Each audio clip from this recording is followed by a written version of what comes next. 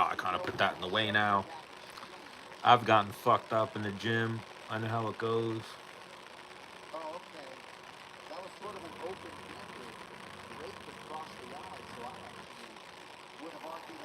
Yeah, I got humbled when I was young. I used to get humbled. If you go to a good gym, that's how you get humbled. When you first sign up, you get fucked up by a little guy. When I first started and I was a kid, but I was a big kid, I was probably like 5'10", and I was probably like 180 pounds, and I used to get fucked up by 135 pounders. But they were, the one guy wrestled his whole life. The other guy was a high level jiu-jitsu guy who was my coach, and he was a 135er, and they used to fucking ragdoll me. And I used to think, how can I not beat these guys up? But it was because technique. And that was very humbling.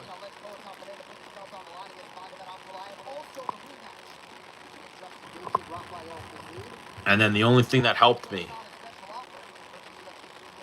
was watching fights. And that helped me like fast track my training. And I was able to figure out moves that I wasn't learning in training. Like the first move I ever hit was a Kimura. And it was because I saw Sakuraba. I watched old videos of Sakuraba doing it to people.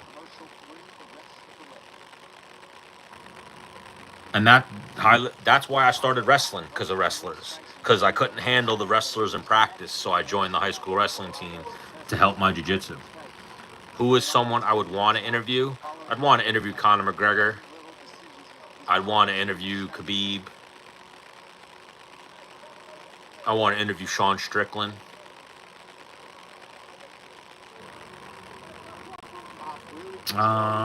There's a lot of people on that list. Everyone.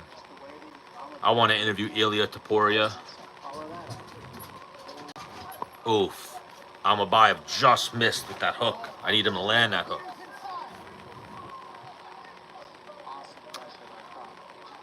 I've always wanted, I've talked to him through chat, through Instagram and stuff, and in person, but I'd want to interview Mark Coleman, talk about MMA history. Oh, Manel Cap is about to knock Ankalaev out, it looks like. Ankalaev's in trouble.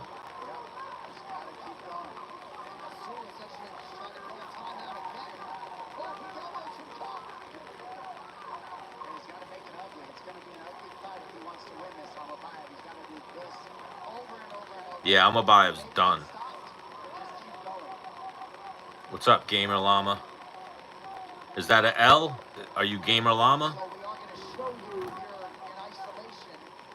What games are we playing? Talk to me.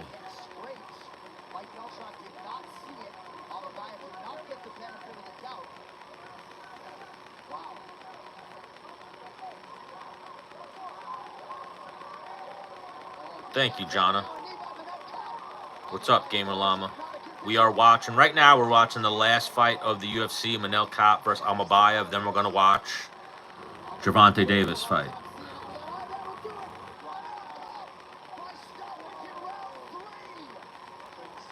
Hello, Jennifer. I'm watching some fights. Hello, Trinity. Watching some fights. What are you doing?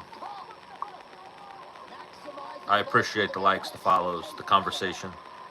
Yeah, Ankalaev was terrible right there. All right. Why you gotta do this to me, Jay Slice? I can't. I don't think he's world class. He was running around swinging like this. Ankalaev was just terrible tonight. Head and arm choke is a very effective choke. That's amazing. Someone knocked on my door today asking for a contribution to our local swimming pool, so I gave them a cup of water. Well done. When will we change? We will never change. Stay the same. I like that. I do. That is a nice thing. I appreciate you helping the community out like that. Yeah, that was bad, Ankalaev. I'll give it to you, Jay Slice. He looked world class in that. Other than how bad Ankalaev looked, but Ankalaev is supposed to be a contender. But now what happens? Is Manel Kape, is that a title shot worthy performance for Manel Kape? I know 125 is pretty thin. My day's good. How is your day going, Jennifer? some fights. So a Saturday with some fights for my entertainment is usually a good day. My brain just had to go, wait, is today Saturday? Yes, today is Saturday. What'd you do today? Anything good, Jennifer?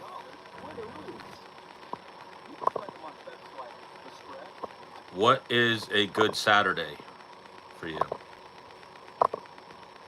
You know, a good Saturday for me is a good meal, some fights, my dog not barking too much. What's up, Honda?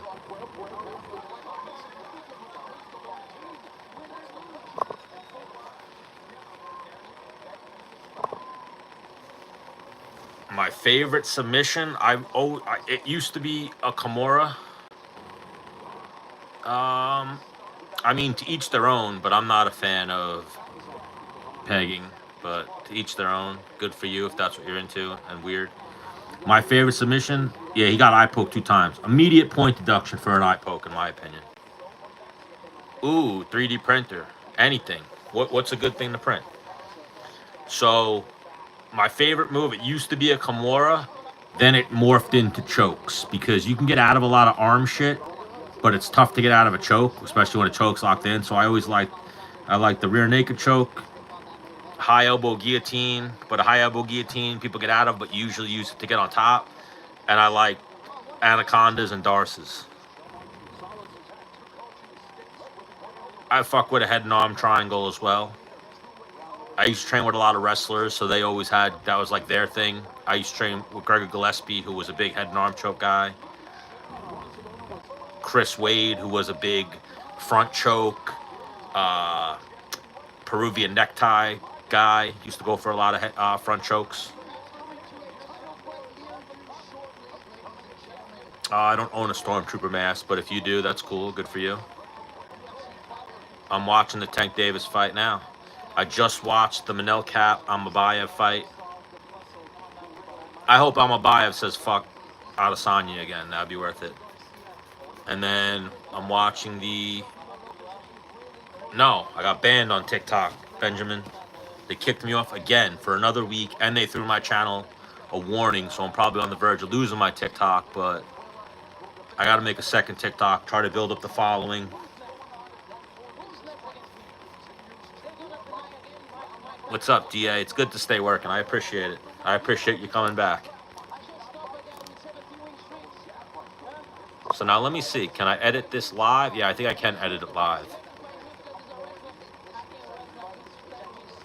Yeah, I'm watching the Gervonta. It's not on yet, but I'm about to switch the title of my live if they let me. Yeah, they will. I'm not going to be able to show it. I can do some play-by-play and some commentary, but they'll take it down if I show it. I can give you guys some highlights by flipping the screen at some points. But they're pretty strict on YouTube. Yeah, I like anacondas, darces. I mean, the checkmate, the Mataleon of taking someone's back. So one of my favorite things to do is I used to like taking people's backs, and then you grab like a Kimura grip, seatbelt grip, Kimura grip through the front, and then you make it like you're going to go for the Kimura, and then you slip it for the short choke or the rear naked choke. I would throw in the rear naked choke. Then when someone defends, I would, bam, throw in a short choke. And I used to finish a lot of people with that. Like, I wasn't even going for the rear naked. I would use the rear naked to set up the short choke. And then people wouldn't expect the short choke. And then what happens with the rear naked is they're fishing. They know they got to get this hand and open it up. With the short choke, you kind of, there's nothing there for them to reach and break the choke. So you just got to fucking strangle the shit out of them. But yeah, I was a big fan of chokes.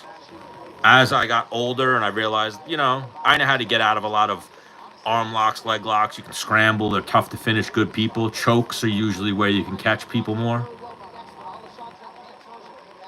And then, you know, still would go for a Kimura. I do like a Kimura.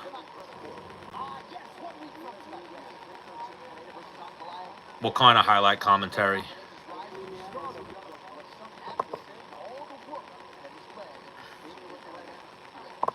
Highlight commentary of what? trying to switch this title. Oh, Lamont. I couldn't think of his name for a second. Verse Lamont Roach.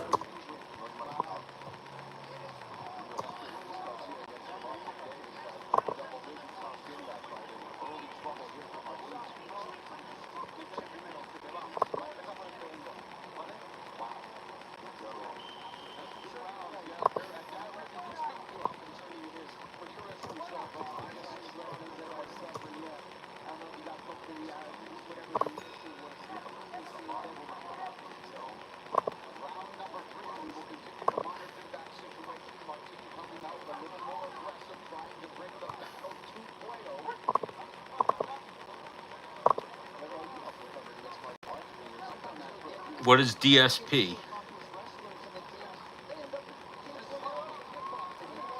I don't know what DSP means. But yeah, that was my shit. When I learned that technique, and again, I used to always go on the back and I grab like a seatbelt, but like the Kimura grip, wrist control. And I would kind of make it like, oh, he's going for a Kimura. Then I'd get them to lift their head up to defend the Kimura. I'd throw in the choke. Then I'd go rear naked. They'd defend the rear naked. And I would fucking... Yeah, I'll definitely be doing some play-by-play for the Davis fight. What's up, Jax? 904. How are you this evening? Top 3 favorite fights? I mean, I'm a little biased to a couple of Dennis Bermudez fights. Him versus Jeremy Stevens was good, even though he lost that one. Him versus Mac Rice was really good. This one right here, Robbie Lawler versus Rory McDonald. Obviously, that's what people are always going to say. Let me see. Carlos Condit versus Robbie Lawler was really good. I like the throwback. Yes, I just went live. I was live on TikTok all night, and then they banned me. They banned me every week. Every time they give me the privilege back to go live, they ban me again. TikTok's a little too liberal for me, I guess. They keep fucking with me. But we got Pullo versus Martin right now. If I'm not mistaken, this is the co-main event. Oh, no, Gary Russell's the co-main event. So Gary, there's 2 more fights, and then... DDP short choke. Does he have a good short choke? You know, so you go rear naked when they defend. You let them defend the rear naked. Then you go short choke, and it like fucks them up. And then you put this behind their back. So there's like no, you know, a nice gable grip. There's no defending. There's really, it's very hard to defend. The only way that you can really defend that is to get your back to the mat and try to create the angle. You can't really hand fight that. So I always used to look for like checkmate type of things. Pereira. I'm going Pereira over Ankalaev. Yes. Or are you talking about the Pereira fight? That's next week. But yes, we got Pereira over Ankalaev here. Chama. I think he fucks Ankalaev up on the feet. I think if Ankalaev does take him down, he doesn't get the job done on the ground the way people think he's gonna. I think everyone's sleeping on Alex's grappling. I've said it a few times now. He's been training for years with the best, arguably the best 205 grappler. Like if you remember, Jon Jones struck with Glover because he didn't want to go to the ground with him because he knew Glover's ground game was his bread and butter. Even there was a point when Glover got caught up in his striking too much that he was getting fucked up on the feet. And then once he started grappling with people, he became champion. Even though Jon Jones wasn't there, he started winning fights. But I think Glover being Pereira's main training partner, Pereira's ready for Ankalaev on the ground. He's going to be able to deal with what Ankalaev has on the ground. That's just my take. I know a lot of people are picking Ankalaev. I worry about Pereira because I've always said it. It's easier to become champion than it is to stay champion. So I worry about that for Pereira. Like, is he going to show up that night? He's also getting up there in age. He's probably training a little bit less now that he's champion. He's getting paid more money to do appearances. He's getting paid more money to travel, all that shit. Oh, yeah, he did short choke Izzy, right? But don't get me wrong. The old school, the rear naked choke with the hand behind the head works. But I just used to love the jolt of when they defend, slipping that back. That would almost like make them panic tap. Like, oh, no, no, no, no, I'm really getting choked here. Yeah, I think Ankalaev isn't going to be good enough to beat Pereira. If Pereira loses, it'll be because it's tough to stay champion. No, I don't think Jones is ducking the heavyweight champion. I think Jones just wants more money. And I spoke about this. I made a video. It was one of my first videos I made on this channel. When I first started making solo videos was Jon Jones has been here before with the UFC where he wanted more money and the negotiations didn't go well then. The negotiations aren't going to go well now. The only way the UFC is going to give in to Jon's demands is if they have some type of bad PR that they need to sweep under the rug. So then they're going to throw a bag of money at Jon Jones so they can announce a big fight and have Jon Jones versus Aspinall coming up. So they could steal and get something else out of the news cycle. Last time it was Dana White having the slapping match with his wife. So to get that out of the news cycle, they threw a bag of money at Jon Jones and made Jon Jones versus Cyril Gane. And they were also trying to make people forget that the negotiations with Francis Ngannou didn't go good. So unless they have something like that happen, they'll let Jon leave. They'll make an interim title because they don't want to give in. If they give in to Jon's demands, it sets up the next negotiation for them to say, well, you gave in to Jon Jones. That's why the same reason that's the same thing going on with Conor McGregor right now. Conor McGregor is going through what like Nate Diaz went through. He wants to fight out his deal. They don't let you fight out your deal. So when Nate Diaz wanted to fight out his deal, they were like, all right, you're going to fight Khamzat. Conor, they're probably going to throw Conor. They're waiting to negotiate their new rights deal. And then if Conor only wants to fight one or two more times, they're going to throw Conor to the wolves to try to build up other people's resume. If they're smart and they want to build long term, they do Paddy Pimblett versus Conor McGregor. If Conor wins, Paddy's still good. He's still green. He can come up. If Paddy wins, he's a fucking superstar. It sucks that Jon might age his way out of he's already up there in age, but Father Time is eventually going to catch up to Jon. It sucks. But yeah, he's not ducking Aspinall. He wants money. He wanted money before he fought he wanted money before he fought Dominic Reyes, and they didn't give it to him. Then he said, I'll just leave after this fight. And then it turned into the narrative that he was ducking Ngannou, but he just wanted more money. And if you hold the UFC up for money, we saw it with Randy Couture, we saw it with Ngannou, we saw it with who else? Bunch of people that my brain's blanking right now. But anytime you try to hold the UFC up for money, it doesn't go good. Yeah, I don't think Conor comes back either. The age factor too. Conor's 37. My thoughts on Trump with Ukraine, I think Trump's doing a great thing for America. I think America's not a pussy anymore. We're now a stronger country with a stronger leader. And the well is dried up for Zelensky. If Zelensky really wanted world peace, he doesn't have a fight, like a dog in this fight. He's the underdog against Russia. He's going to get fucked up if he doesn't have the help from Europe or from us. He needs to come and say, let's make a deal. Whatever it is to make peace. Technically, I'm not even supposed to be president anymore. We're supposed to have held elections and I wouldn't even have won. I would lose. Right now, his approval rate is in the gutter. He wouldn't win an election right now, but he has elections suspended because of martial law. So his only job right now should be coming to America, taking any deal he can to end the war. Instead, he's coming thinking that Biden's still in charge and that he's going to leave with money. That's not going to happen. So basically he came to America saying he wants peace, asking for a peace deal, but he wanted more money for the war and more money for military. It's like, what are you talking about? We want a ceasefire. We don't want to give you weapons so you can continue to fire. We want a ceasefire.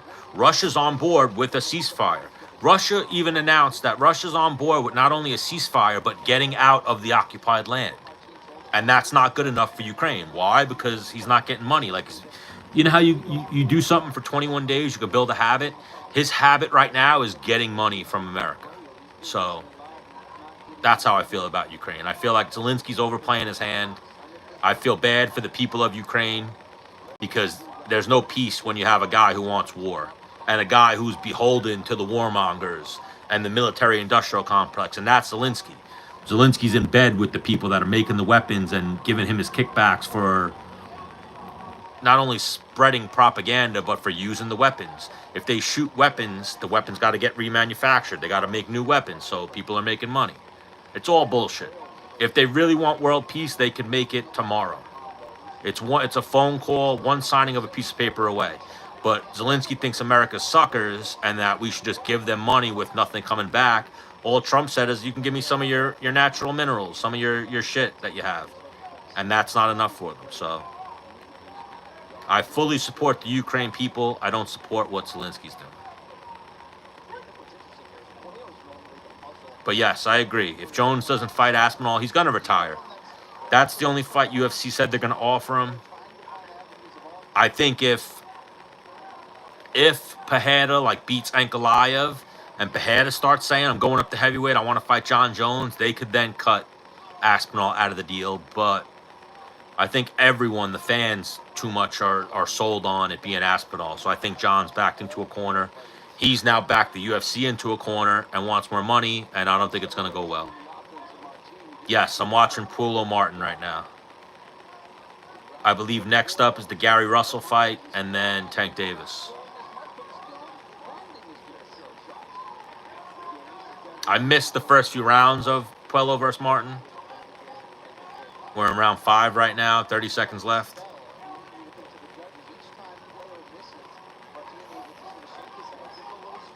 But yes, looking forward to a Tank Davis fight. I'm still steaming. There's still steam coming off of me from fucking TikTok.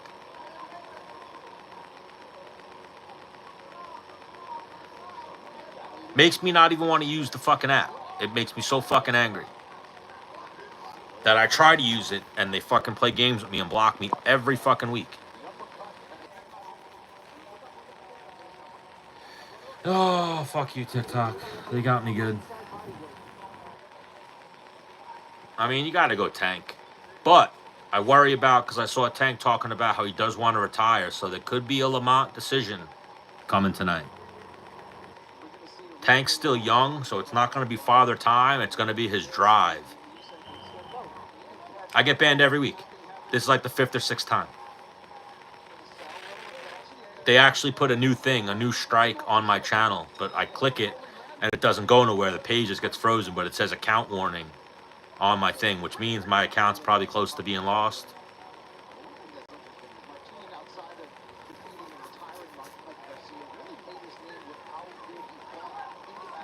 Which sucks, because I was anticipating the Tank Davis fight getting me a good amount of views and new followers, but they stay fucking with me.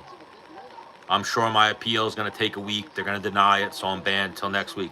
But luckily, it happened at 9 o'clock, so I'll be able to go live next week for UFC 313.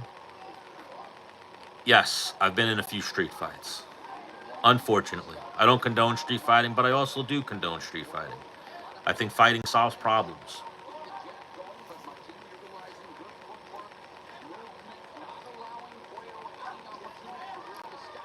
But yeah, I've been in a few. I got into a fight one time over ranch and blue cheese. Fist fight to the death over ranch and blue cheese with some kid. You know, stupid shit. That age-old argument, ranch and blue cheese. I said ranch, the kid said blue cheese, the kid wanted to fight me over it, so we had to fight. The kid actually got kicked out of the bar for trying to start with me. The kid waited for me for like 3 hours outside the bar and then came running up to me. I am actually. I did jiu-jitsu for like 25 years. 20 years. I started boxing when I was 7.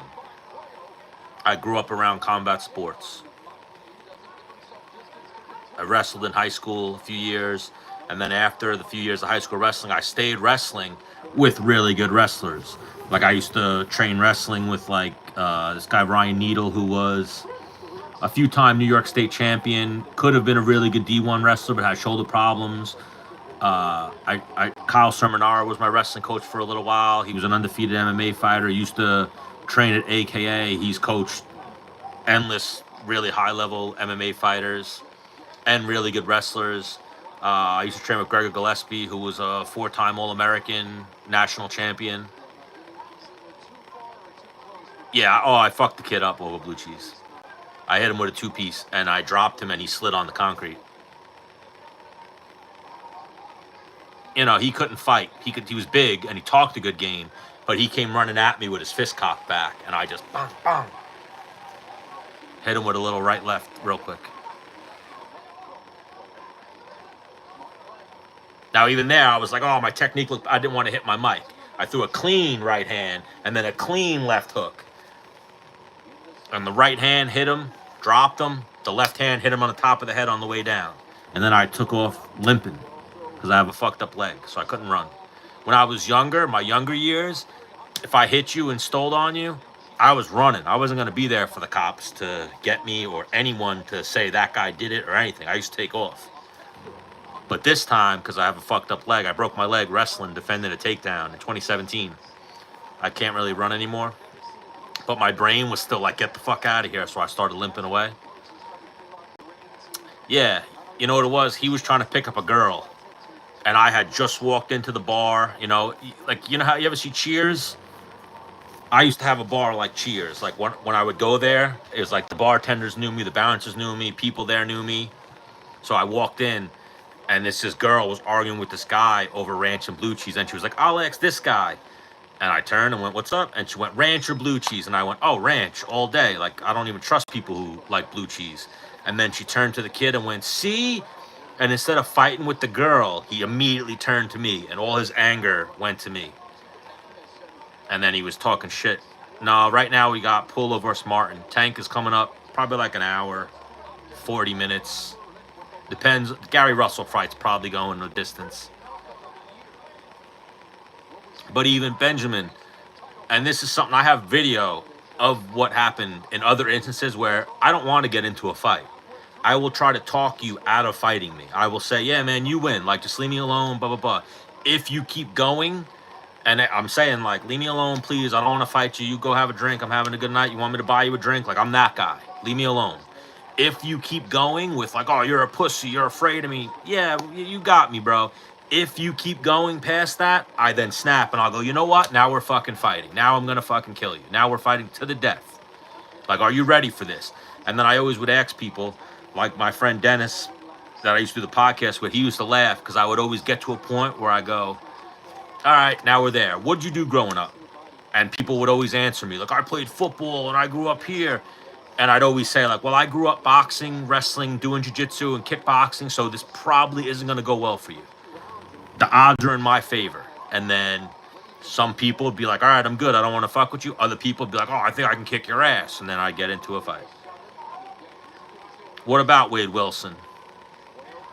Isn't Wade Wilson, what's his name? Deadpool?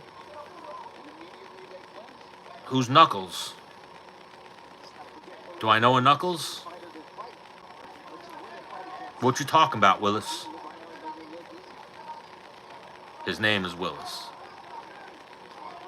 But Pullo Martin, 7th round. Kind of like a lackluster boxing fight. But yeah, I agree. Blue cheese sucks. I'm not a blue cheese proponent. Yeah. The blue cheese kid, I was like, what'd you do growing up? The kid was like, I played football. I play football. And I was like, all right, well, I grew up boxing, so my money's on me in this fight. You could eat a punch to the, I don't know, that's a tough one. Punch to the nose or the throat. It depends on where we're talking in the throat. Like, if you get hit right here, you're fucked up. You're in trouble. If you get, your nose fucks you up too, though. So it's a little combination. It depends on where. They could both fuck you up pretty bad. Yes, a lot of Tank hate. I'm worried about Tank in this fight because Tank was talking about retiring. So once a fighter starts talking about retirement, I start worrying about them. Like, how much are they into this? Are they on their way out? Are they done with fighting? Tank's got money, so it's that old adage of it's hard to wake up and do road work when you're sleeping in silk sheets. That's Tank. Like, people, if you understand or understood all the ins and outs about fighting, it would make you appreciate Floyd Mayweather that much more. Because Floyd was still able to get up and do his road work. Floyd cared so much about winning. Floyd changed his style just to keep making sure he won. Like, was sleeping in the silkest, was gold sheets he was sleeping in, and would still wake up and do his fucking work. Versus other guys, you see, that's the thing I worry about with Pereira. When they're champion, they're making more money. They're not hungry anymore. They lose that hunger. They're comfortable. They don't, you know, if they don't feel like getting up and going for this extra road work, this extra training, they don't do it. They almost like you're mentally can say, I could walk into this fight and if I lose, I lose because I'm already fucking set.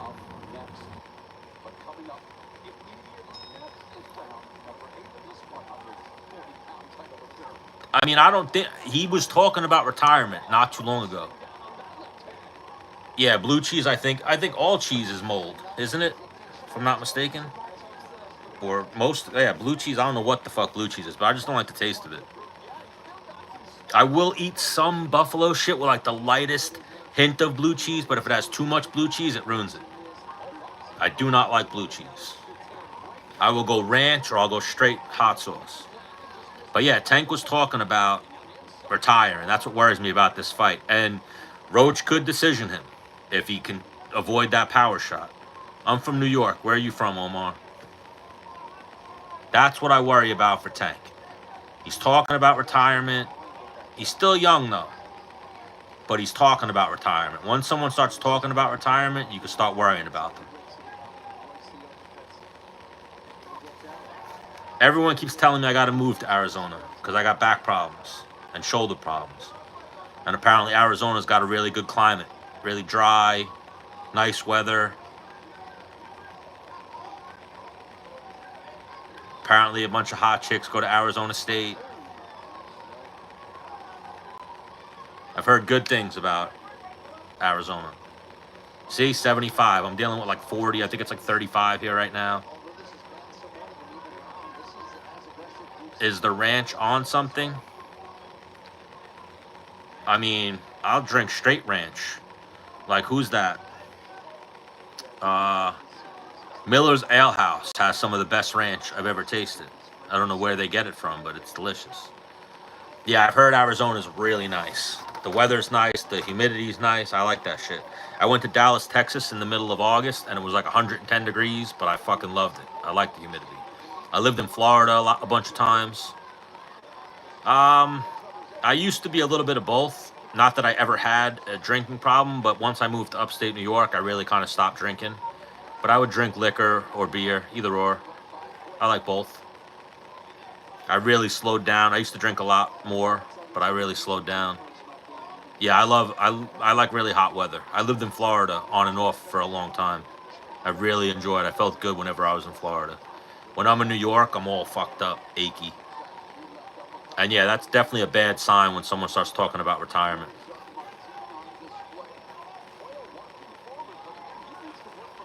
Yeah, that's the thing too. You got to realize Tank's been at such a high level since he was a kid. He is still young, but he's been doing this for 20 years. Yo, white, I am white, Caucasian, you are correct.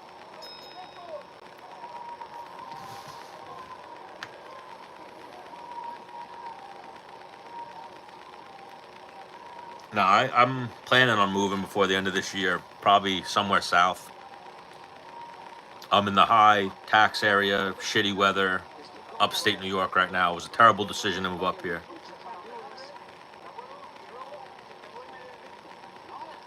Dante, are you speaking to yourself in your phone?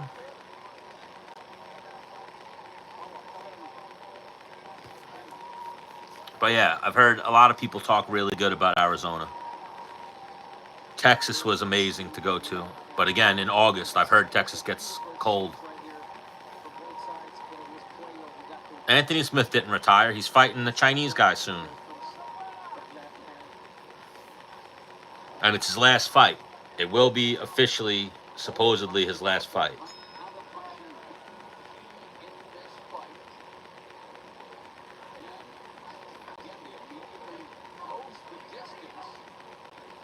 But yeah, I think he's not done yet. Yeah, I think Pereira keeps the belt. I wouldn't be surprised if Pereira can beat Ankalaev. Simply because I think Ankalaev is going to be striking with him. Ankalaev is not that level of the, of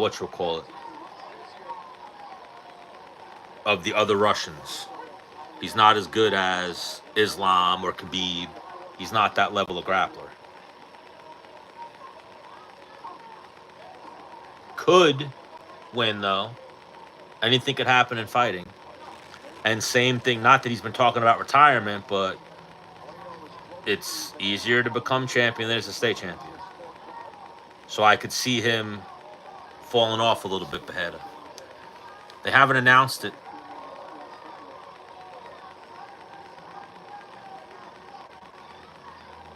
No, Benjamin. He's about to fight some Chinese guy who the UFC is, I think, giving him so that way he gets fucked up and definitely retires.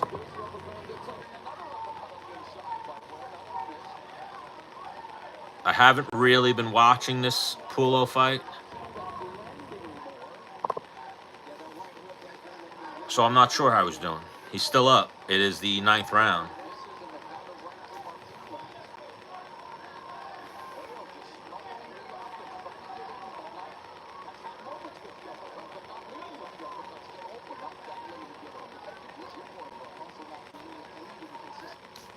But he's still up on his feet, still scrapping, so.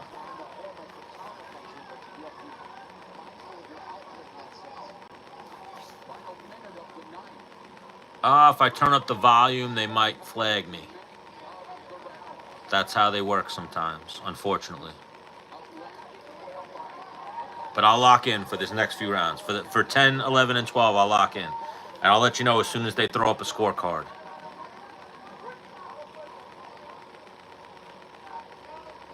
Right now, we got 30 seconds left in the 9th round.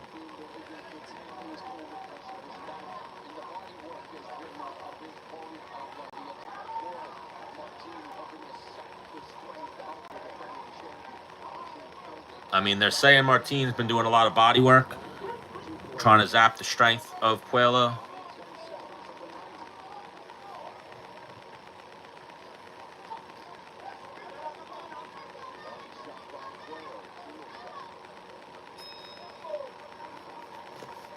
But let's see what they got.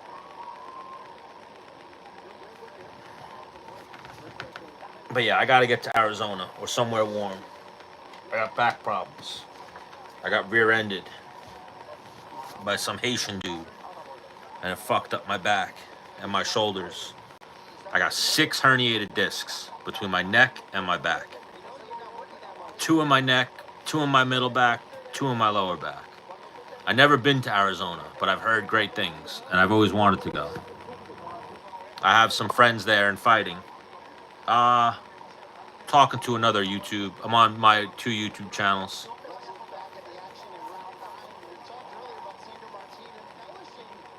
Still ongoing.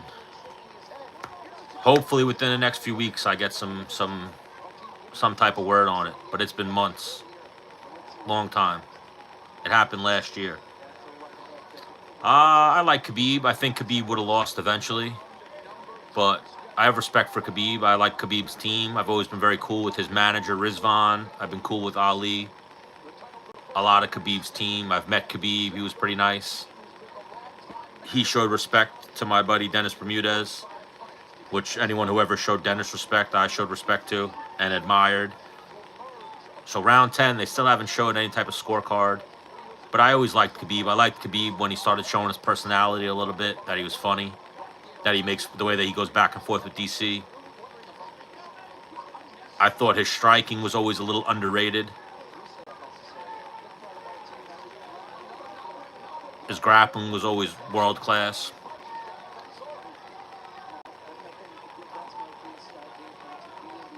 What do I do for a living? I used to build houses and stores. Yes, Khabib definitely retired too early.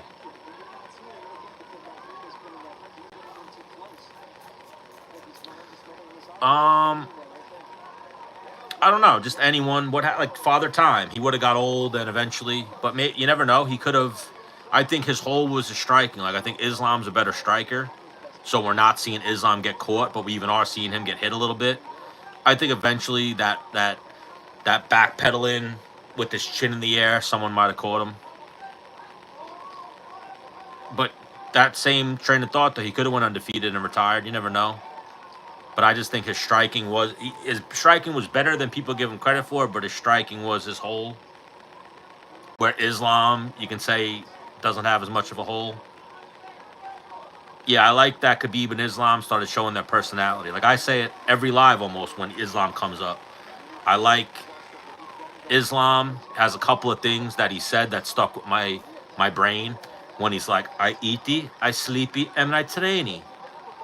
And then the thing where he's like, your kid, you know, he's doing that. Send him Dagestan 2-3 years and forget. And then I love the memes that I see on TikTok where it's like a kid singing or dancing. And then it cuts to Islam, and it's like, send him Dagestan 2-3 years and forget.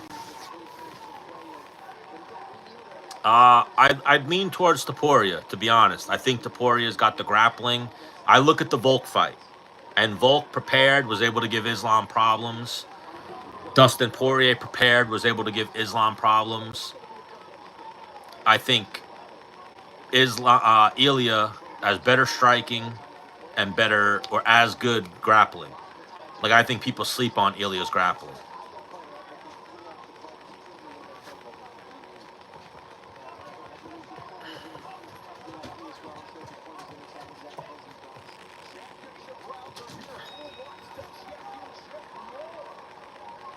Yeah, poor Henry. Shout out to Arizona, Henry Cejudo, but he should have. I think the eye pokes, they need to change it to, if you eye poke someone, you immediately get a point deducted. Even if it wasn't intentional, it doesn't matter. Eye poke, point deduction.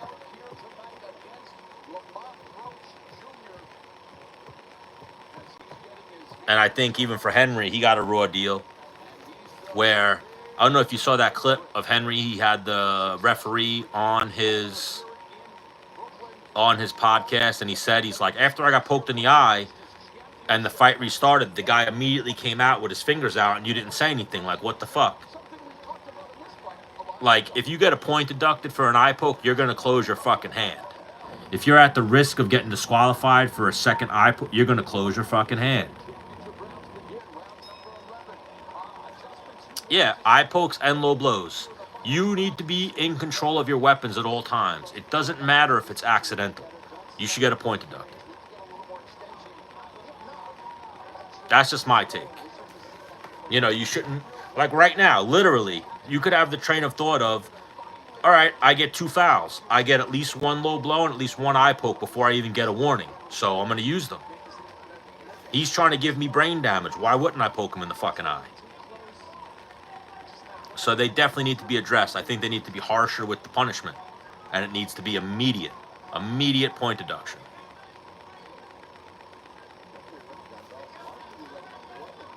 Yeah, a rabid punch too. I can get away with a punch to the back of the head. I can get away with at least 1 downward elbow before I get a warning, so why wouldn't I take them? You're trying to give me brain damage. It needs to be immediate that it's a point deduction. Immediate point deduction. Otherwise, people are going to use that train of thought of I could cheat. You ever hear that expression, if you're not cheating, you ain't trying? Especially if it's like I get paid 100 to show up.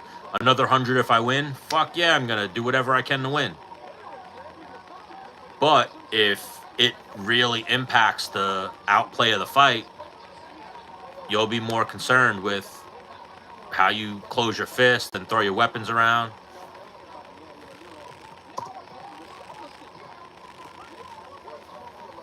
That's all good, Benjamin. Nothing crazy. Some V8. I drink V8 Splash all the time. It's got less sugar than anything else, you know, soda or any of the juices. But I stay drinking V8 juice. All types of, not tomato V8 juice. It's like berry and fruit punch and good shit. The most important aspect of fighting, it almost would be defense. Like, you got to have solid defense. You got to have offense, obviously, but you got to be able to keep your hands up. And you got to have like a mindful eye of watching the guy punch. Like I always try to tell people, one of the best things you could actually do is hold mitts for someone or catch someone's punches, because then you can kind of see the motions and whatnot and then kind of figure it out. What's going on, Benjamin? I got you. Wrestling's up there. Wrestling, but you got to, it's one of those questions. You got to absolutely have jiu-jitsu. You got to have wrestling. You got to keep your hands up. You know, you can't really, you got to be able to deal with kicks. If you can't deal with kicks, you'll get kicked. You got to be able to wrestle. If you can't wrestle, you won't be able to deal with wrestling. Not so much watch their hands, watch their shoulders. Watch like their neckline. It depends on the wrestler. I do favor wrestling, but it's also like when you watch UFC, the cage, the octagon favors the grappler. When you watch like when they used to fight in the rings, it favored the strikers. The rules right now favor the wrestlers. Like I can't knee a downed opponent, I can't kick a downed opponent, but you could literally crawl on your knees and try to take me down. Like, you know, it depends on who's, it really, the most important aspect of fighting is who's trained more. Who's better trained. Like, I fought people who were a lot better wrestling than me, and I fucked them up. I've also been fucked up by people with better wrestling than me. Yeah, they haven't shown a scorecard for this fight. I was going to give the guy an update. They haven't shown me a scorecard. But 12th round, I think Puello is winning the way they've been talking. Oh, here we go. Oh, Puello's losing, they're saying. 106-103. They got Martin ahead of Puello by 3 points, 3 rounds. So that's a close enough fight that it's within the margin of error that we could see some interesting scorecards.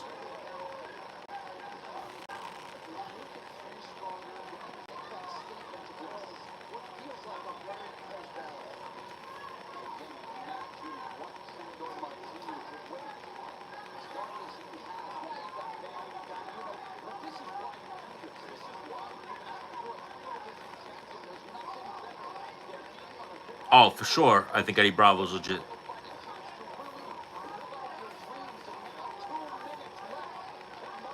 Very good jiu-jitsu practitioner, Eddie Bravo, and a good mind for fighting. You know, people forget before Joe Rogan used to interview the fighters after the fight, that used to be Eddie Bravo. And I'd almost say, if you go back and watch the old fights, I think Eddie Bravo was even better at the post-fight interview than Joe Rogan was. Eddie Bravo was pretty analytical with that shit. And like even now, they have like Dean Thomas do the in-between rounds thing. That used to be Eddie Bravo who used to do that. And he used to be pretty insightful. And then a certain, you know, his certain style of jiu-jitsu, he like helped revolutionize jiu-jitsu. Yeah, for me, all different schools of thought, the most effective form of striking that I've ever seen was, or I've ever used, was like Dutch kickboxing. I'm old. I am 39. And you got to respect Eddie Bravo for that. That Eddie Bravo made 10th Planet this world-renowned thing. Yeah, he's doing good with 10th Planet. I don't know. Probably just got too busy with his schools and life, kids. Makes money elsewhere, so he doesn't feel like he needs to go back to it. Yeah, he made millions of dollars from podcasting, from his gyms. Like, I'm sure he doesn't need to. Yes, I've gotten that compliment before. Thank you. Good hairline. Got good hair. I would still, I used to joke all the time, I would still go to, what's it called? I would still go to Turkey and get my hairline redone. You know, I getting a little thin over here maybe. Going back a little bit, but I would still go to Turkey just for shits and giggles. One of my good friends went to Turkey and got his hair redone. Looks fucking great.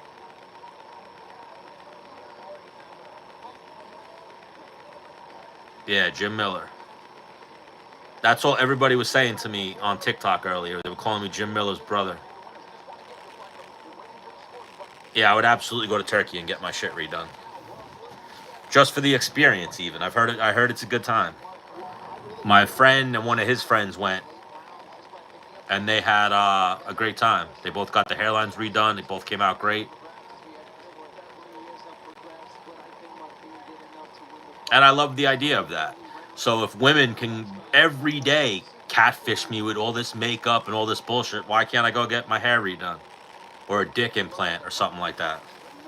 Yeah, the hair looks great. The hair came out really good. A little bit of the healing process. But my one friend Rob, his hairline came out great. Looks 10 years younger. He's in his well into his 40s. That's good if you got good hair at 24, because I see people sometimes, I actually feel so bad for them, especially if they're self-conscious about it. Like I see people go bald in their 20s. It's crazy. It sucks.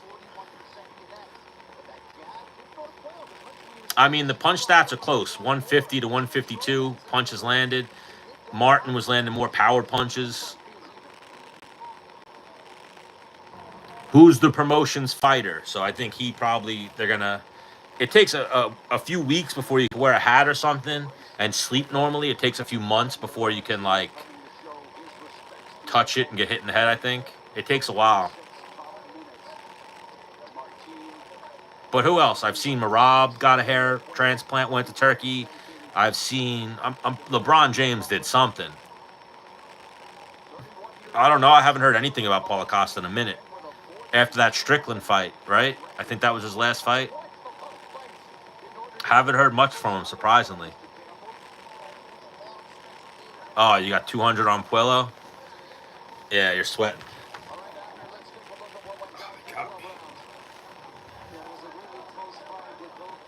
Really close fight, they're saying, though. So let's see. The judges could have it either way. Tony Ferguson got his done. Tony Ferguson got a whole new. He got like not even his hairline. He got like this spot and his whole thing redone.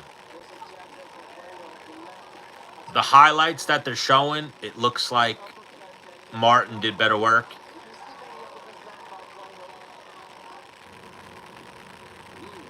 Or no, from the highlights they're showing, it looks like Puello did better work.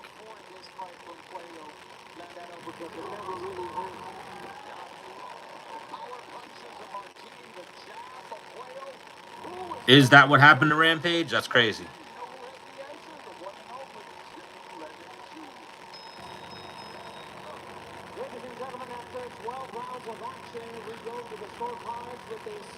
Yeah, no, my back is fucked up.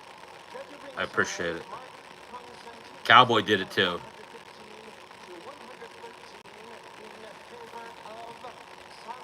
We got a split. 115, 113.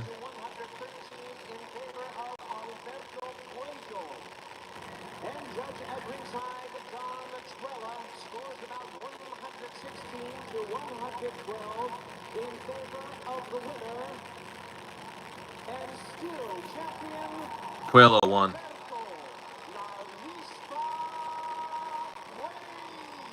So, I mean, they have the scorecards going for Martin, but whose promotion is it? It's, Puello's the promoted fighter.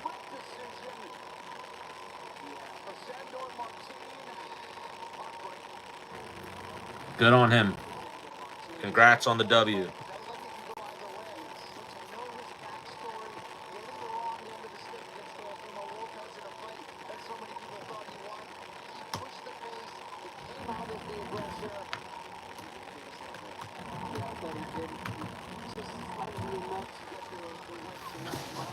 Now we got the Gary Russell fight, then the Tank Davis fight.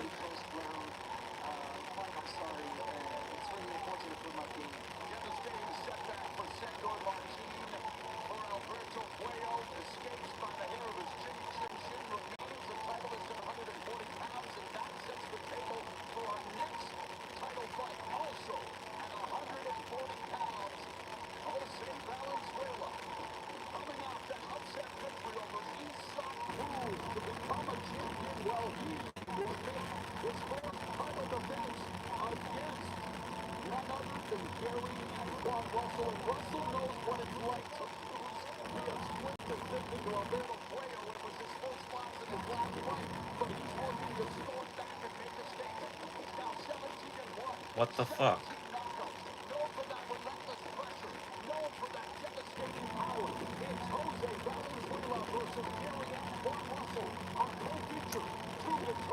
Oh, I like the UFC belts better.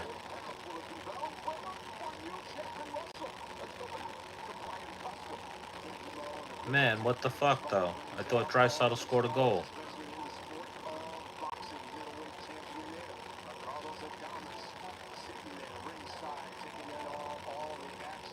What, did they overturn that shit?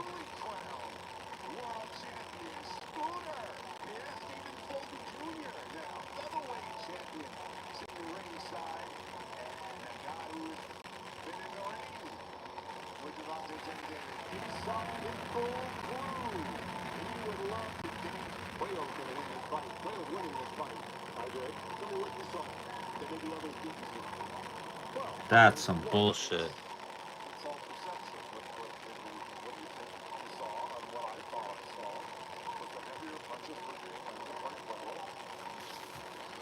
Oh, they got me good. You know, I had a bet in, thought the bet hit, they shed the bet hit, and then they took the bet back. They overturned the goal. Sons of bitches.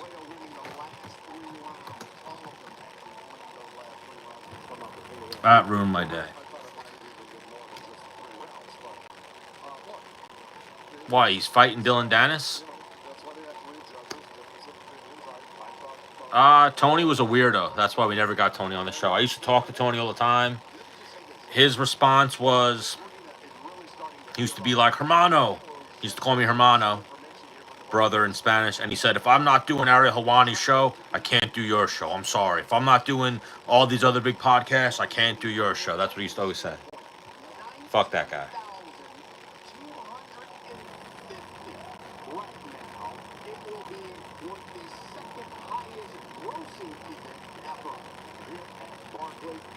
But yeah, that used to be his excuse. Is that he really didn't do interviews.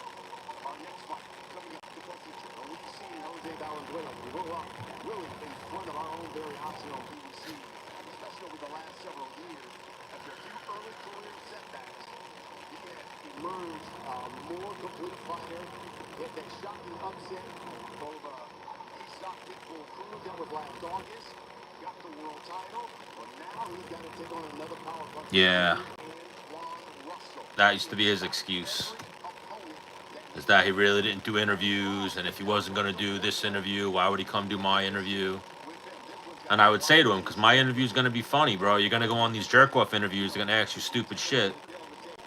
You'll at least have fun on this one.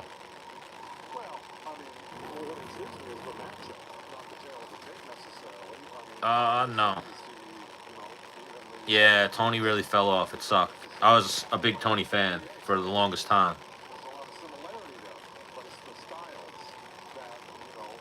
Father Time, though, it's fucked up. It's undefeated. We've seen it time and time again. It fuck up everybody.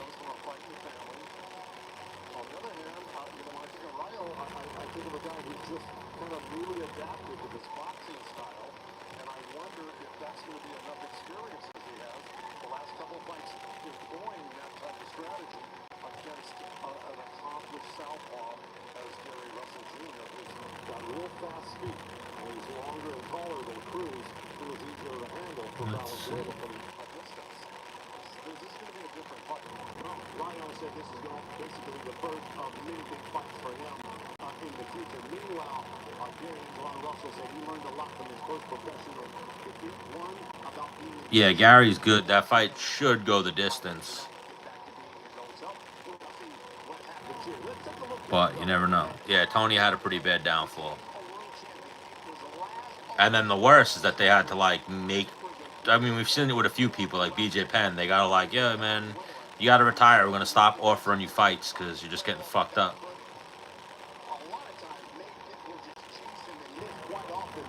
It's tough.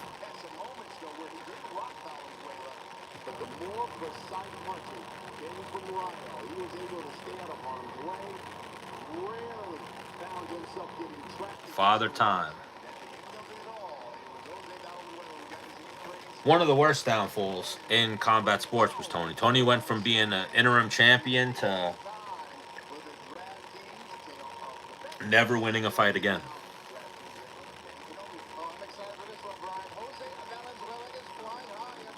Damn, though, this was just a heartbreaker. I had like a $600 win that they overturned because of interference, offsides, rough.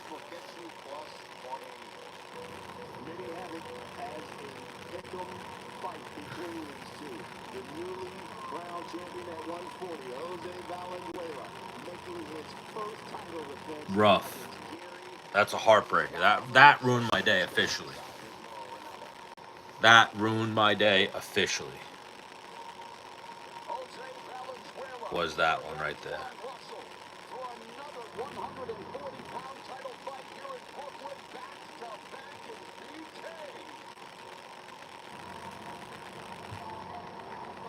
I bet Leon Draisaitl to get a goal. He did not get the goal.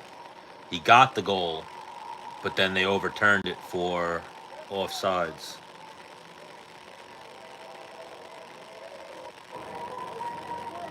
Player on the Edmonton Oilers. Fucking terrible. That's happened a few times this year, where he gets a goal. It's like, oh, you win. The sports books even pay out the money, and then they take the money back. Bullshit. That is a real day ruiner.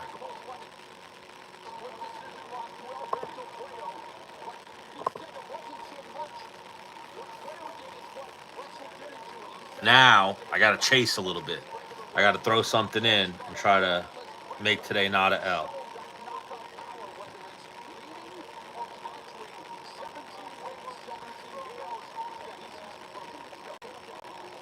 Let's see.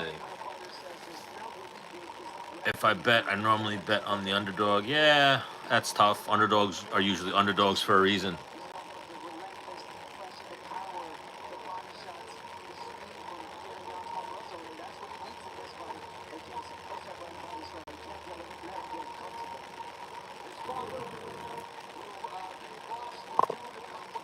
What do we think about this fight coming up, though?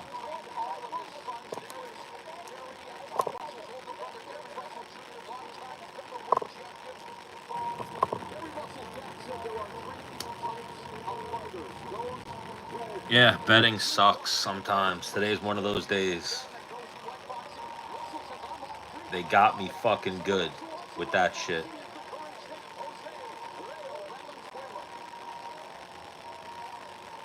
They got me fucking good.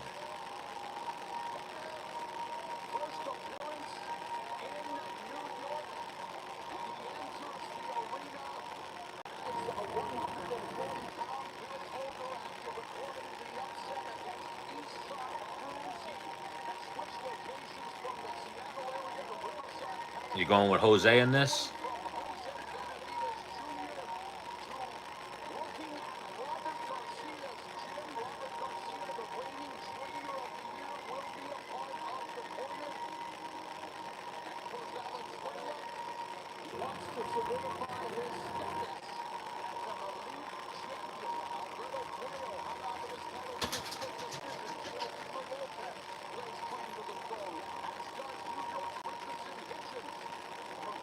Let's see.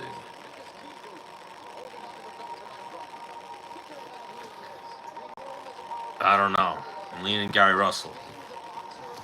But he's not like his, what did they say, his brother is Gary Russell Jr.?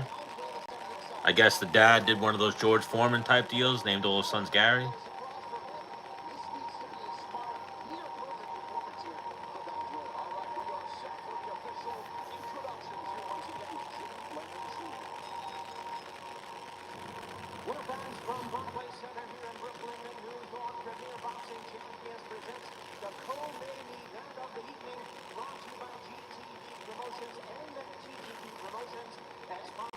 Leaning towards Gary Russell here.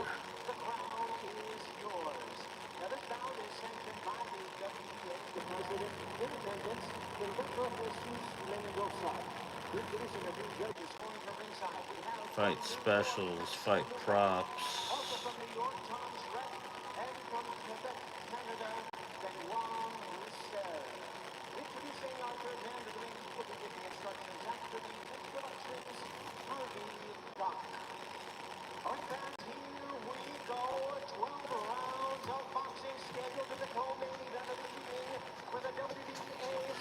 Going Gary Russell by decision.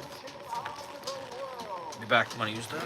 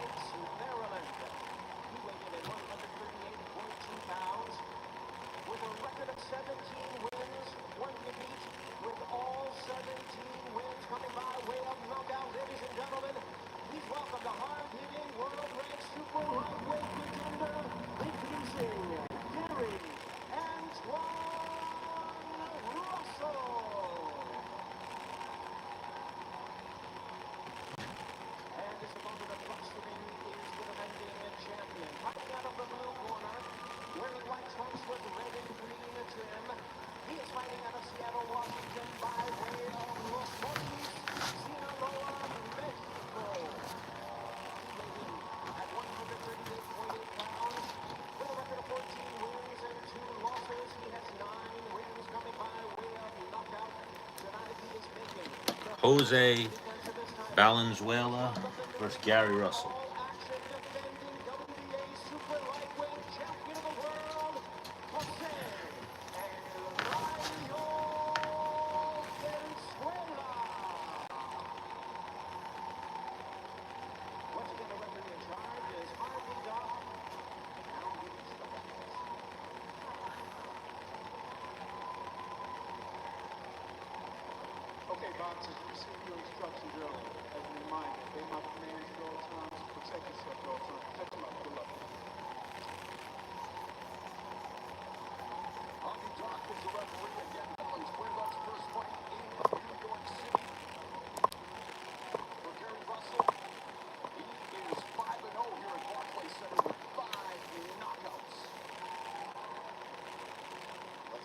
Oh, I don't like that. I just bet Gary Russell by decision. They're saying that he's 5-0 with 5 knockouts at MSG or at the Barclays Center.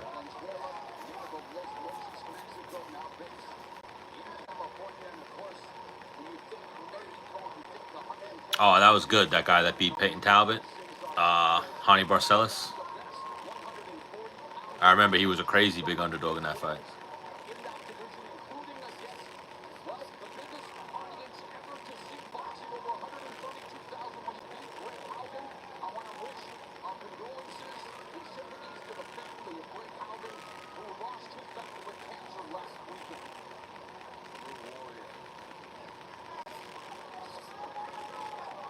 They will take us down if I turn up the volume. Little feeling out process so far. Just a lot of jabs from both guys. 2 minutes left in the first round.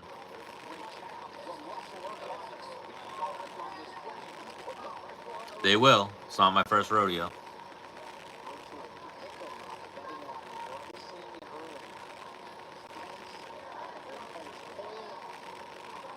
Swing and a miss with a hook by Gary Russell. Big swing and a hook. Miss for Valenzuela. Referee breaks. Gary Russell trying to push Venezuela's head down. Slow pace so far in this first round. Both guys trade jabs.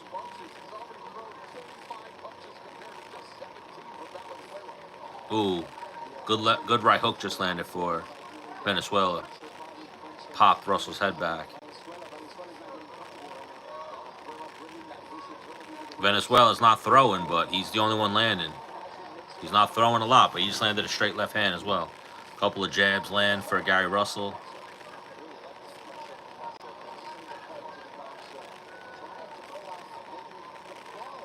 There's a straight left hand from Gary Russell.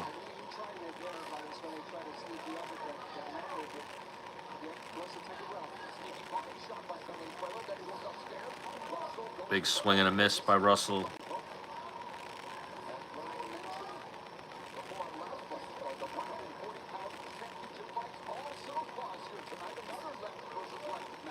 Nice straight left hand to the body for Gary Russell. Got Valenzuela backed up against the ropes.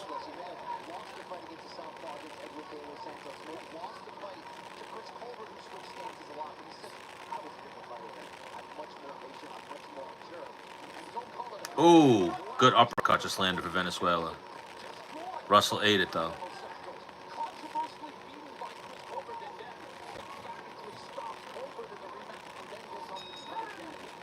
Good first round. I give the volume was definitely for Gary Russell, but I think the more effective strikes were landed for Valenzuela.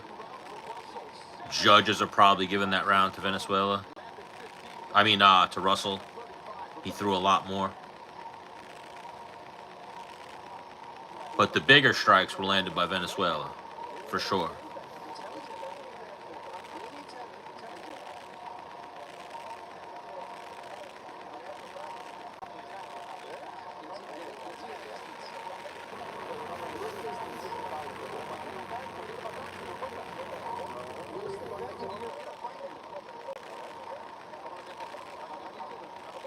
Probably 1-0 Russell.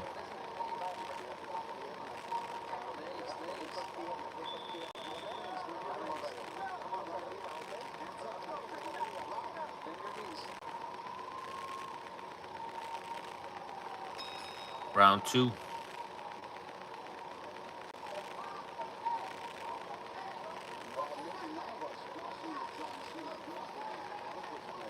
$15-73 for Russell, $10-35 for Valenzuela in the first round.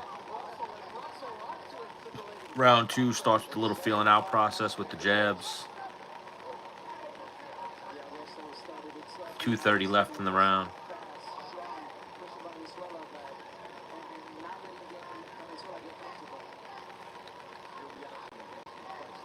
Both guys pouring out with jabs. Nobody landing nothing.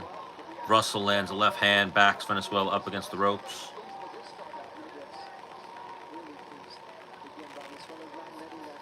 Ooh, another good left hand for Gary Russell. Valenzuela ate that though.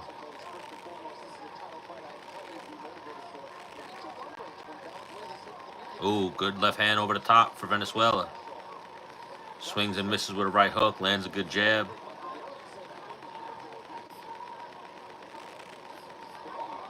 Ooh, good body shot and then hook to the head for Gary Russell.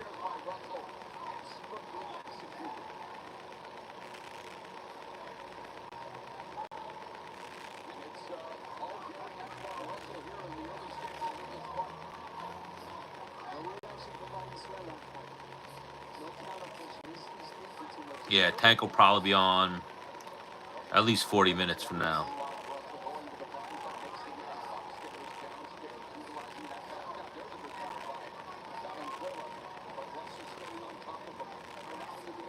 Oh, Russell's got Valenzuela back into the corner, backing him up with jabs. Good clinch by Valenzuela, works his way out.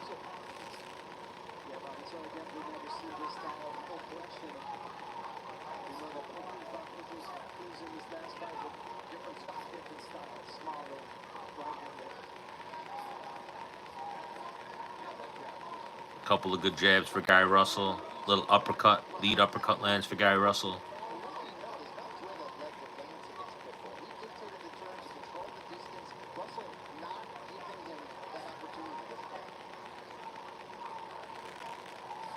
Russell's definitely looking like the cleaner of the two boxers. Valenzuela, a lot of wild swings, not hitting anything.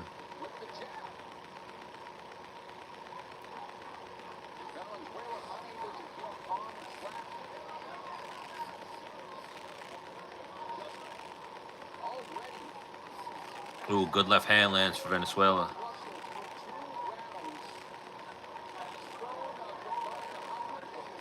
Ooh, couple good body shots. Valenzuela's complaining that one of them was low, but that was good. Now he's also complaining about a headbutt. I didn't see the headbutt. I saw the borderline low blow, though. Probably 2-0 Russell right now.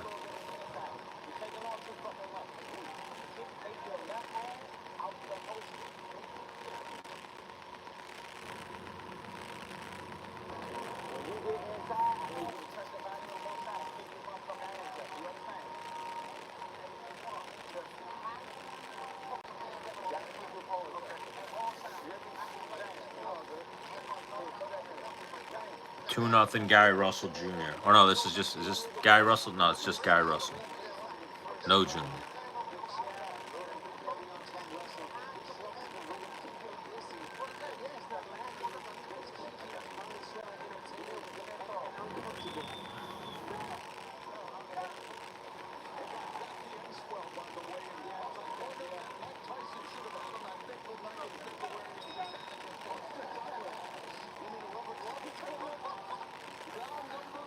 Round 3.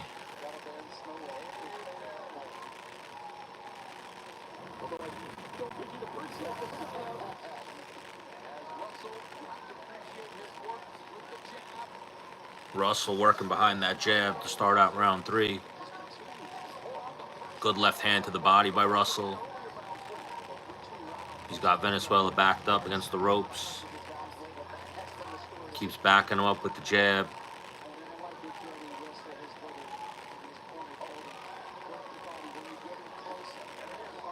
Nice right hook to the body for Russell.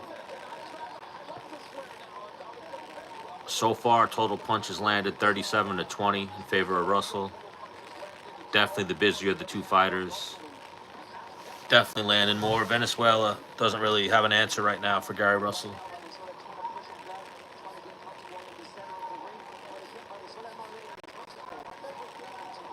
Little 1-2 just landed for Gary Russell. Nice counter left from Valenzuela.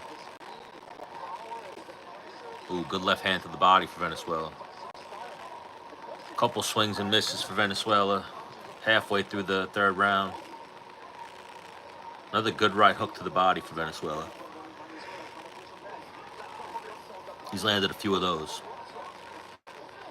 Ooh, nice left hand. Another left hand for Gary Russell. Another right hand to the body for Valenzuela. Valenzuela's starting to dig to the body now to slow Russell down. Ooh, good straight left hand for Valenzuela. Another good. Venezuela's going hard to the body this round. It seems like it's visibly affecting Russell already.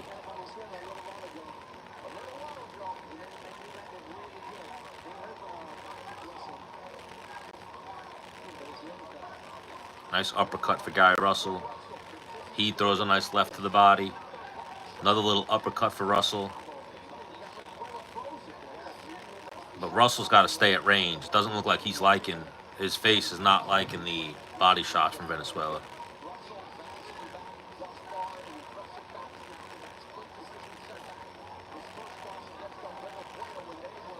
Little glancing right hook for Russell. Swings and misses with another one. Left hand hits the guard for Valenzuela. They clinch for a second. Valenzuela's trying to push Russell into the corner. He's got Russell backed into the corner right now, but he's... Oh, good right hand. Good right hook lands for Russell. Little straight right with like an inverted uppercut for Russell. Fights his way out of the corner.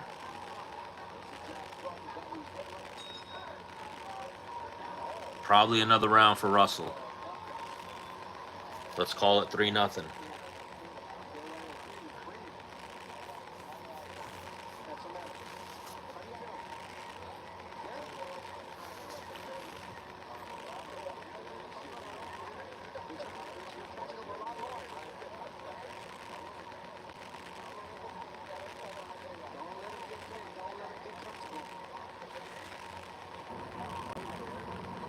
Nothing Gary Russell Jr. or Gary Antoine Russell, not Gary Russell Jr. Gary Russell Jr. is the brother.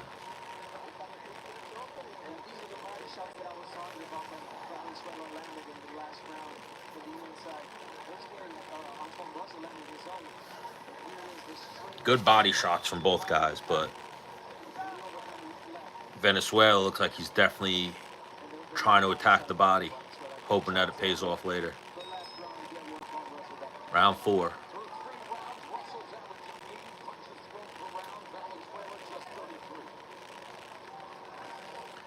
So far, Russell 55 out of 228, Venezuela 28 out of 101. A lot more volume, a lot more landed punches for Russell so far. But Venezuela's done some good work to the body so far.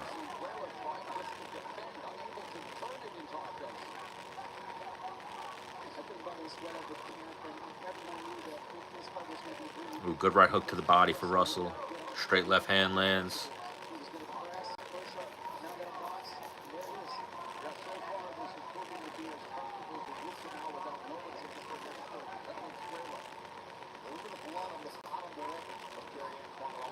Big swing and a miss with the right hook for Russell. Ooh. Good straight left hand just landed for Venezuela. Got Russell's attention. It's good though, anytime that Venezuela lands, Russell puts his hands up and starts working behind his jab, landing punches. So he's reacting well to getting hit. Big swing and a miss with a right hook for Venezuela. Straight left hand misses for Russell. Little glancing right hook to the body for Venezuela.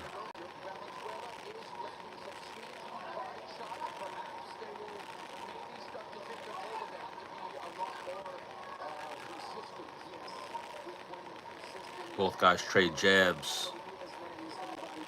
Little glancing left hand lands for Venezuela. A little straight left to the body for Russell. Nice right hook to the body for Russell. Good straight left hand to the body for Russell. Swing and a miss with a right hook by Russell. Couple of good jabs, backs Venezuela up. We got 45 seconds left in this fourth round.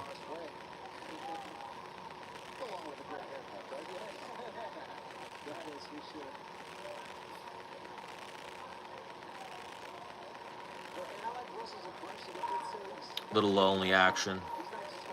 They clinch.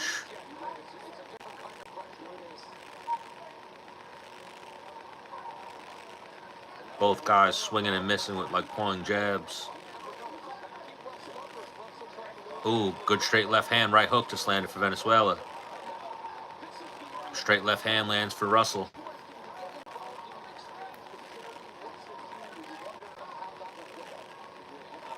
Nice little straight left hand for Venezuela to end the round. Probably 4-0 Russell right now. Volume. A lot more volume from Gary Russell. They're showing Tank in the back, getting his gloves taped up.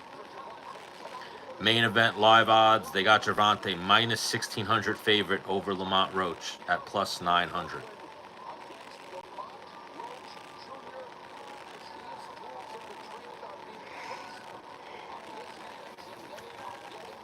Both guys got the athletic commission in the locker rooms as they're getting the gloves taped on.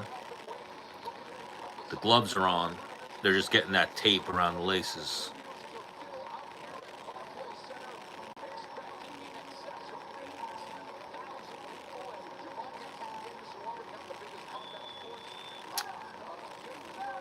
Barclays Center's looking packed for Gervonta Davis. Round 5. We got Russell up. Probably 4-0 right now.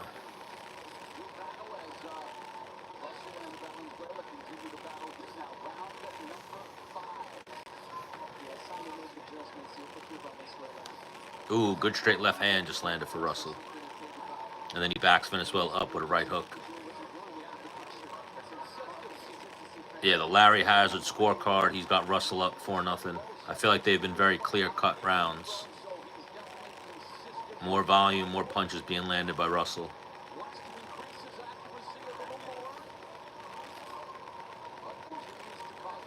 Venezuela's just not throwing enough. So 72 out of 320 to 38 out of 151. Both landing at 24%. Ooh, a couple good jabs from Gary Russell. Snaps the head back of Venezuela. Venezuela's trying to circle around the ring. Ooh, good straight left hand for Gary Russell. That got Venezuela's attention. He's got Venezuela backed up against the ropes.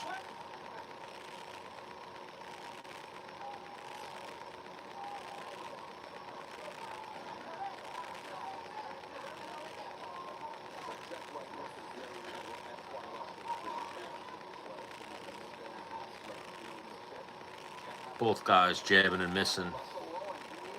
Little glancing left hand lands for Venezuela on the exit.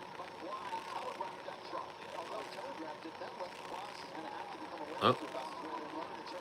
Russell backs Venezuela up. They clinch.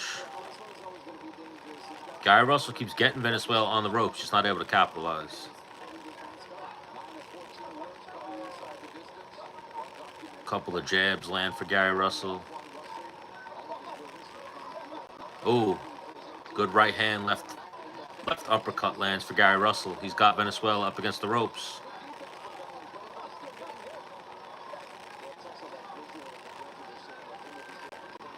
Venezuela's doing a good job of clinching whenever he gets backed up. Stopping Gary Russell from really teeing off on him.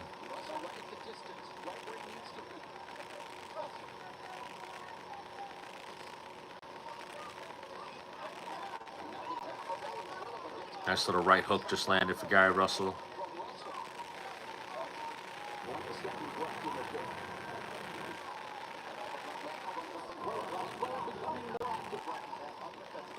Little left hand to the body lands for Venezuela, followed by a little uppercut. Another little left hand to the body, another left hand to the body. Ooh, big right hand, big right hook just landed for Gary Russell to end the round. Both guys showing a little bit of bruising on their face. Gary Russell's eyes a little swollen. 5-0 Gary Russell right now.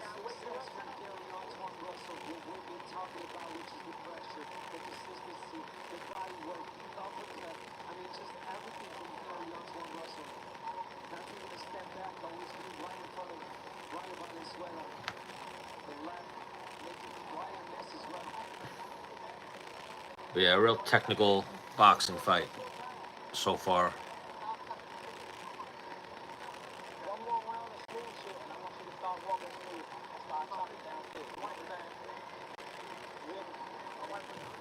Tactical, slow-paced fight. Russell's almost 2 times the volume of Venezuela so far.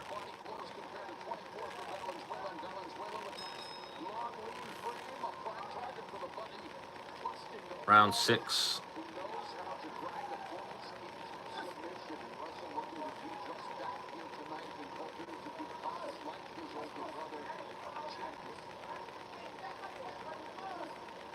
Body shots landed. They got Russell 35, Venezuela 24. Venezuela's done some good work with the body shots. It's just not throwing enough. Not enough volume. You're not going to beat Gary Russell not throwing a lot. 93 out of 388 to 51 out of 190. Ooh, good straight left hand just landed for Gary Russell.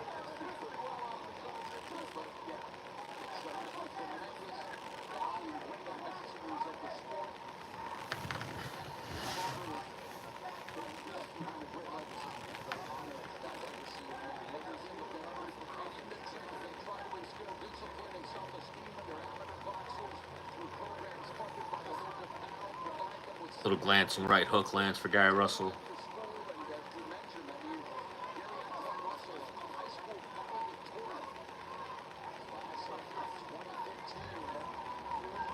Gary Russell was his school's valedictorian. Is something that they felt was useful information.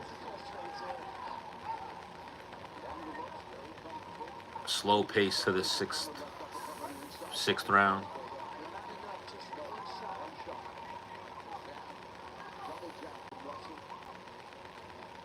Both guys just pouring, barely touching each other with jabs. Miss with a straight left hand for Venezuela. Little glancing right hook for Russell.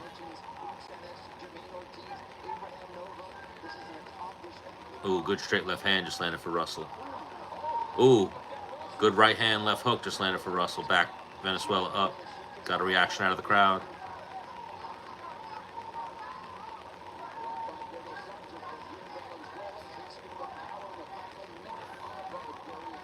45 seconds left in the 6th round. Probably the best punch of the fight so far for Gary Russell right there. The right hook that landed was flush. Gary Russell's backing him up with some jabs, swings and misses with a right hand, left hook. Swings and misses with another left hand. Sound defense from both guys.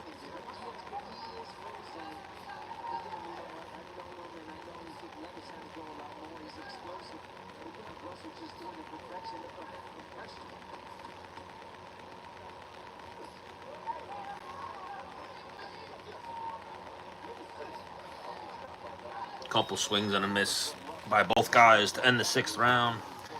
It's probably 6-0. Or clearly 6-0, Gary Russell so far.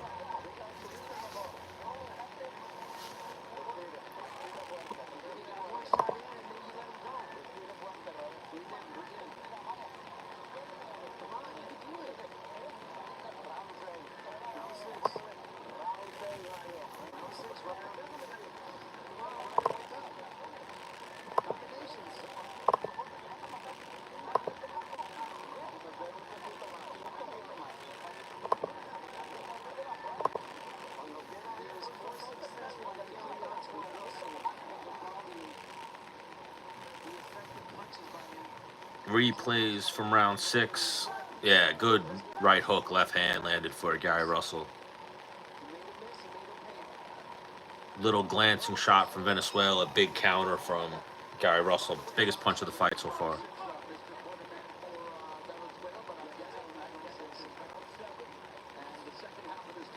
Ooh, big swing and a miss with a straight left hand for Russell. Quicker start to the 7th round. Nice straight left hand just landed for Valenzuela.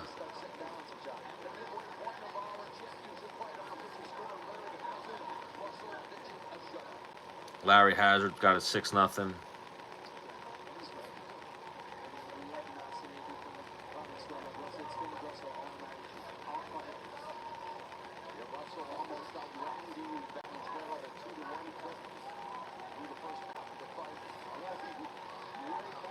Russell's got Valenzuela backed up against the ropes right now. Nice straight left hand to get off by Valenzuela. He circles off. 117-67 is the punches landed stats so far.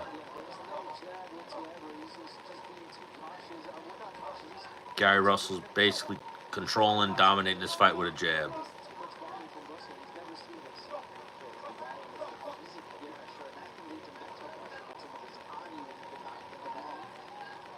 Just not letting Valenzuela get off. Working behind his jab. Nice little glancing. Oh, they trade left hands. Nice left hand to the body for Russell. Little jab, jab, right hook. The right hook lands. The jabs back him up. Minute left here in the 7th. Ooh, good right hook just landed for Gary Russell. He's got Valenzuela backed up against the ropes.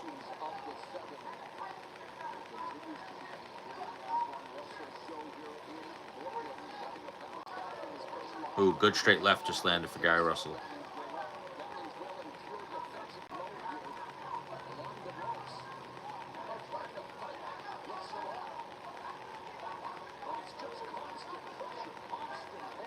Ooh, good straight left just landed for Russell. He's got Valenzuela backed up against the ropes. 30 seconds left. Big uppercut just rocked Valenzuela.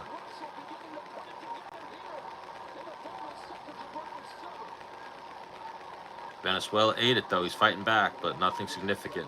20 seconds left here in the 7th. Couple swings and a miss by Russell. Pushes Valenzuela right back up against the ropes. Valenzuela straight left hand to the body, trying to get off the ropes, and he circles off. Oh, Venezuela's slowing down, though, big time. Really slowed down that 7th round. 7-0, though. 7-0 Gary Russell.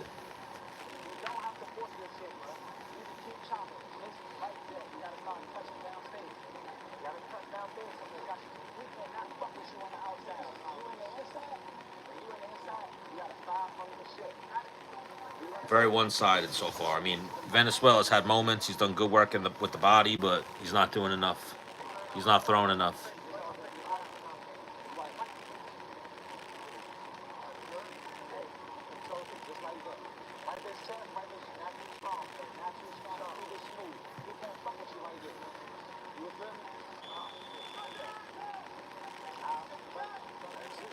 John Cena turned to a bad guy.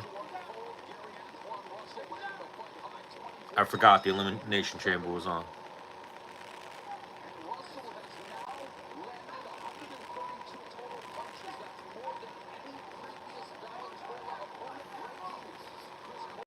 $132 to $77. Gary Russell is outlanding Venezuela. It's mostly jabs, but he's doing enough with just the jab to control every round.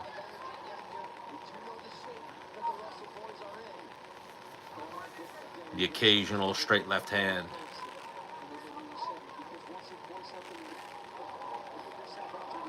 Straight left hand there lands for Russell.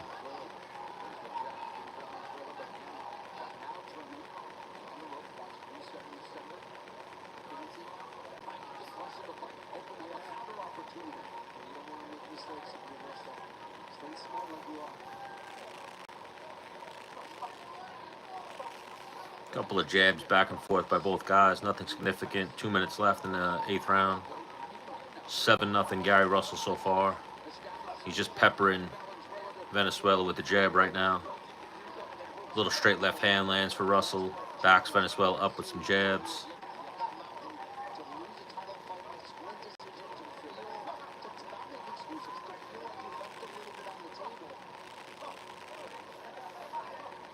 Not enough volume so far for Venezuela.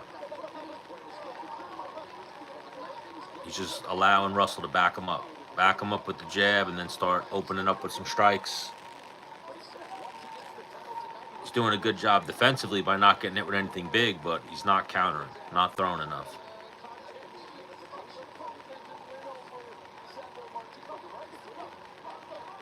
Little uppercut lands for Gary Russell. Nice body shot by Russell.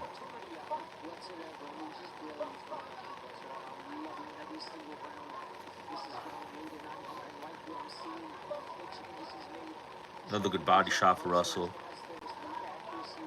Both guys trade jabs. Seems like the body shots are actually hurting Venezuela right now. His hands dropped.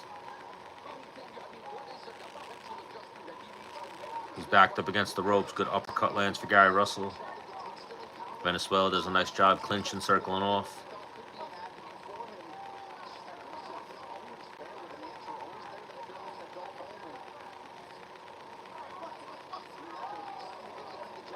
Ooh, good straight left hand just landed for Russell. He's got Venezuela hurt, backed up against the ropes. Venezuela just lost his mouthpiece. 10 seconds left.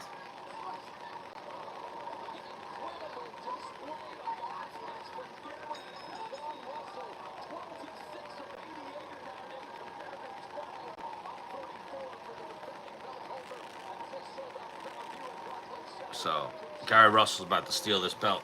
It's looking like. I need a decision, though. I need Gary Russell by decision.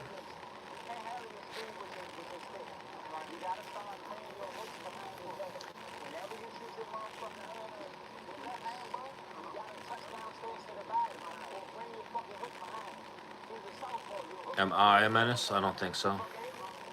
Depends. It's a matter of opinion.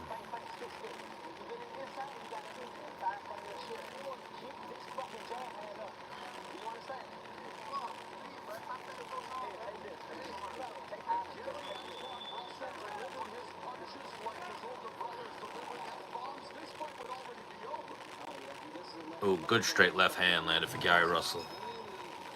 One of the better punches of the fight. Round 9, 8-0 Gary Russell so far. Complete shutout.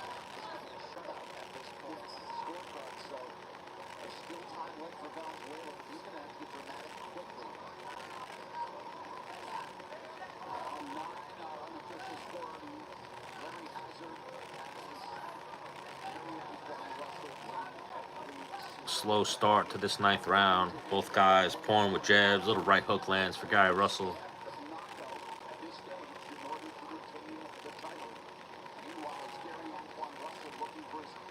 But yeah, Valenzuela is just outmatched. 160 out of 629 for Russell. 87 out of 300 for Venezuela. Just been double the volume.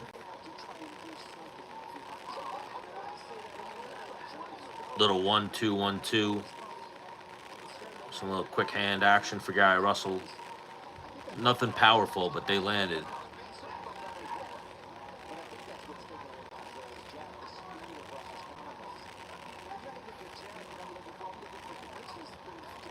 You know, Venezuela can't do anything. Every time he throws, he's getting countered. Ooh, just landed a straight left hand that knocked Russell's head back. Russell returns, straight left hand. That was probably Venezuela's best punch of the fight so far, here in the 9th round.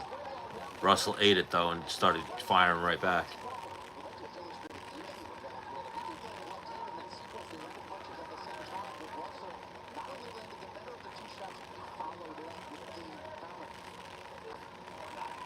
Nice little right hand just landed for Russell. Little leap in, lead right hook.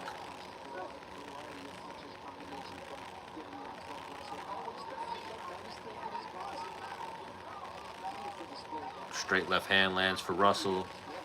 Eats a little uppercut from Venezuela. Ooh, landed a big right hook right there, Russell. Followed by a straight left hand.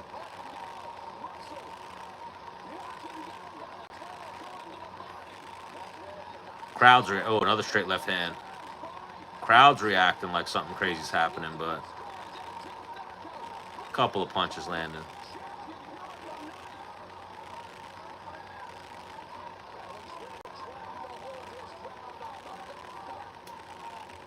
Valenzuela's looking very heavy right now. Very fatigued.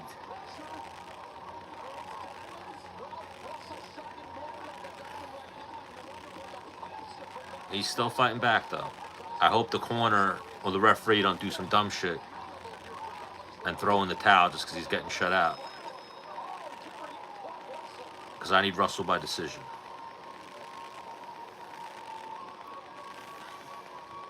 But definitely 9-0, Gary Russell.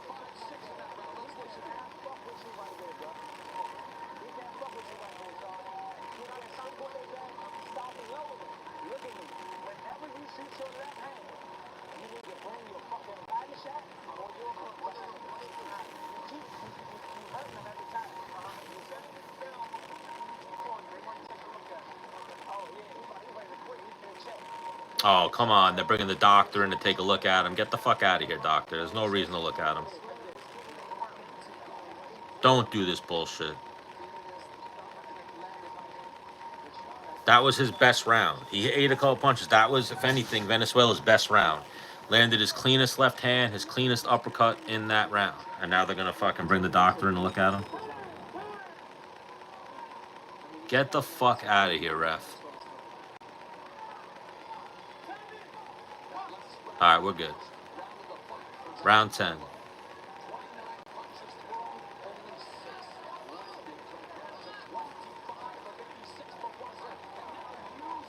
Only landed 6 punches that last round, but 2 of those 6 punches were the best punches he landed all fight. Oh, Russell's definitely stepping it up this round, though. He's gone from that pouring jab, like pouring his jab out there, to stepping in with like a inverted uppercut.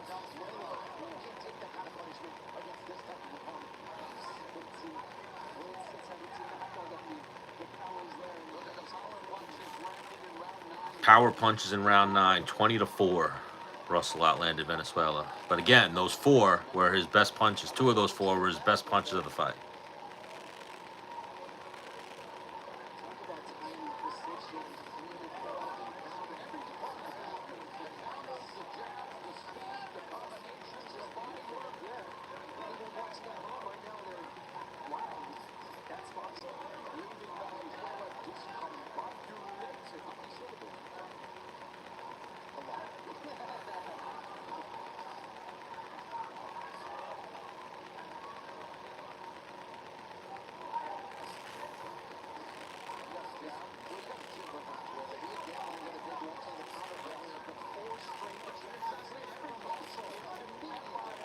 Little left hand to the body, right hook to the head, lands for Russell.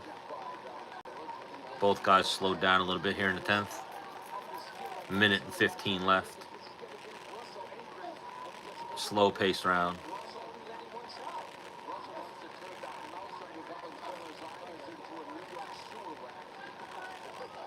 Russell came out and started hot, but he definitely slowed down here. And Venezuela's fine with that.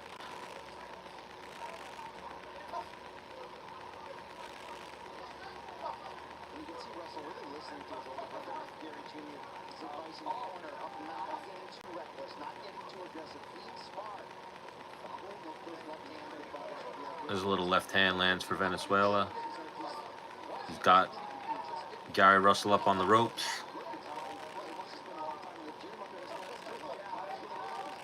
Little triple up right hook for Gary Russell there. Good straight left hand just landed for Gary Russell. He kind of lulled Venezuela in right there. Started backpedaling. Looking like he was taking the rest of the round off. Got Venezuela to step in, hit him with a good left hand.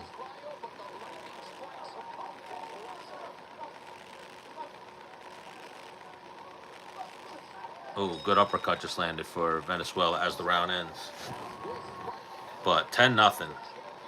Referee, stay the fuck out of here, though. We don't need you right now. We need 2 more rounds. 2 more rounds. They got Tank Davis in the back hitting mitts. Lamont Roach in the back hitting mitts.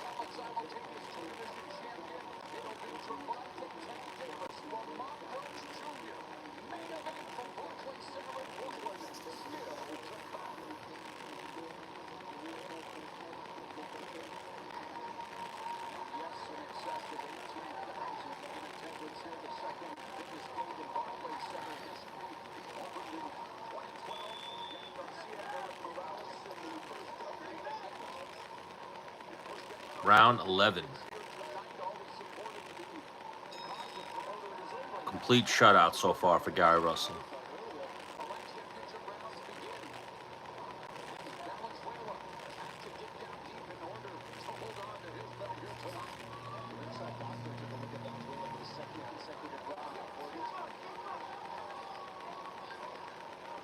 Both guys throwing jabs to start this 11th round. Nothing significant landing so far.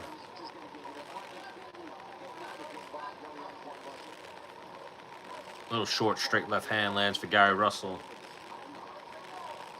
Little 1-2 answered back from Venezuela. Oh, nice right hook to the body.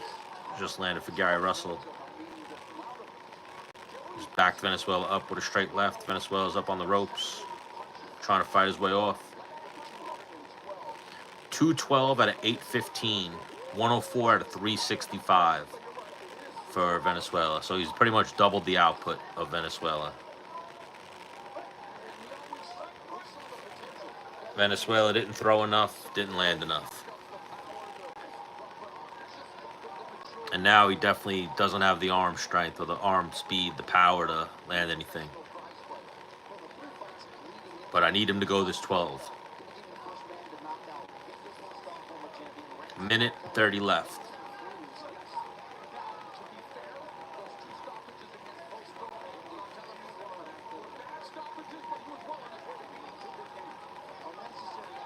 Ooh. Good left uppercut just landed for Venezuela. But this whole fight, whenever...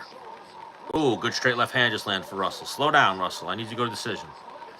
Every time that Venezuela has landed an effective shot on Russell, Russell answers back aggressively.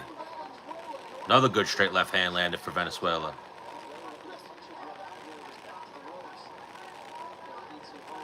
$55 seconds left in the 11th round.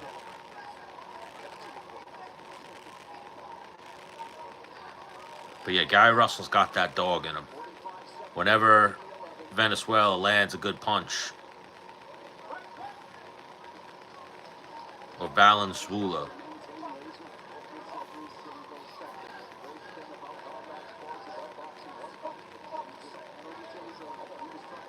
Nice little left hand just landed for Valenzuela. Ooh, good straight left just landed for Russell. 20 seconds left.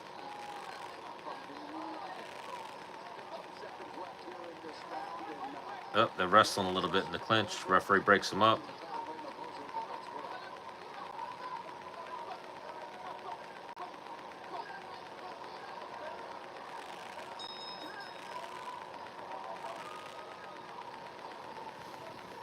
$11-0. 11-0.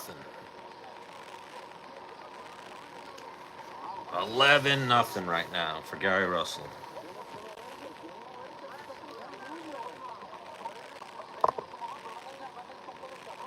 Rough.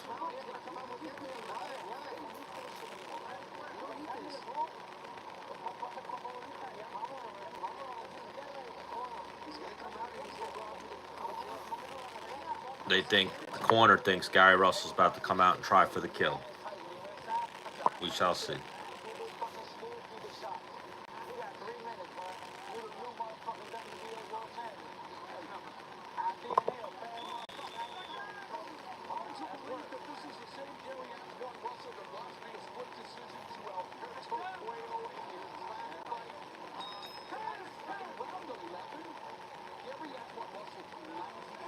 Oh, get the fuck out of here, ref.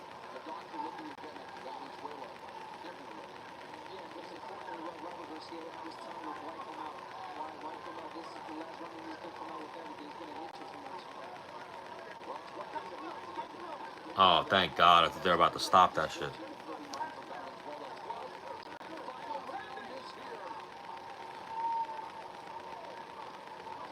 Just make it to the end, Valenzuela.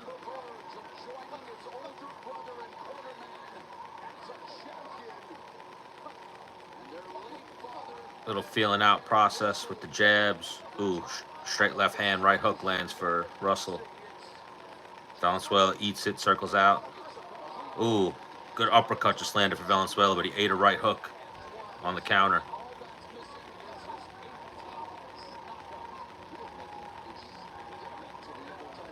$2:20 left. Just make it to the end, Valenzuela. Little straight left hand just landed for Valenzuela. Gary Russell circling out. Looks like he's charging up, though. I don't like that. Relax, Gary Russell. We don't need a knockout right here.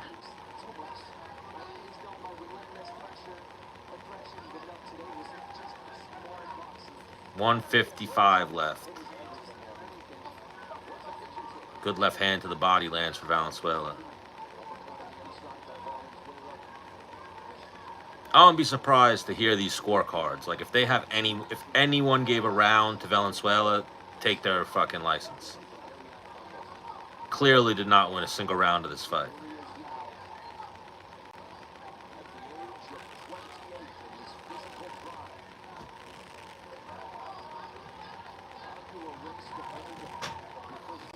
$120 left.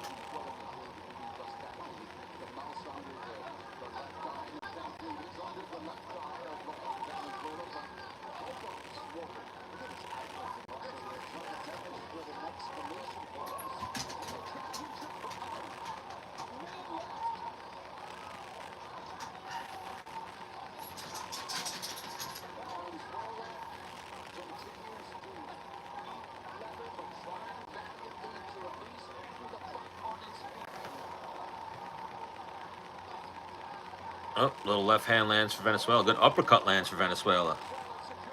Oh, they're swinging. 40 seconds left. Gary Russell just landed a good straight left hand. Fuck.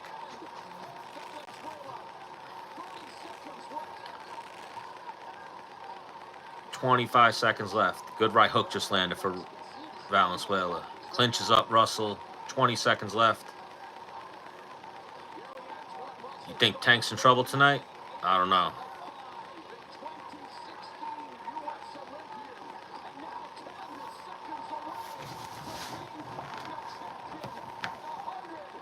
Ooh, good straight left at the bell. Oh, he made it to distance. Thank God. Thank you, God. That just saved me a little bit. Would I bet the house on Tank? I don't know. Like I said, I'm concerned that he's been talking about retirement.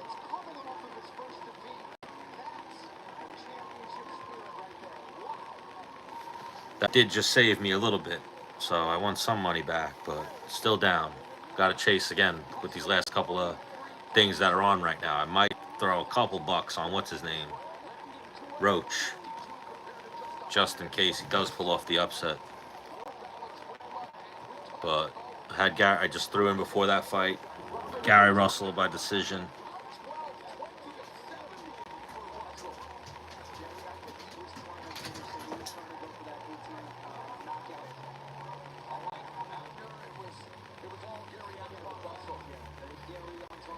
He got to hit 40-0 before that.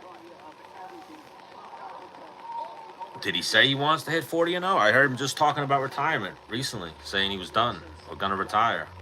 And then this fight came up.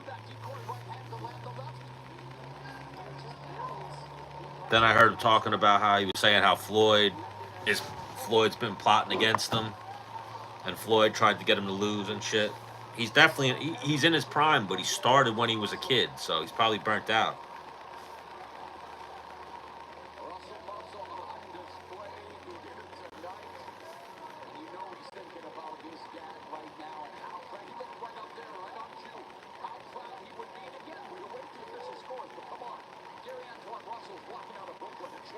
Yeah, that should be a complete shutout, that fight. If any judge gave Valenzuela a round, they should lose their license.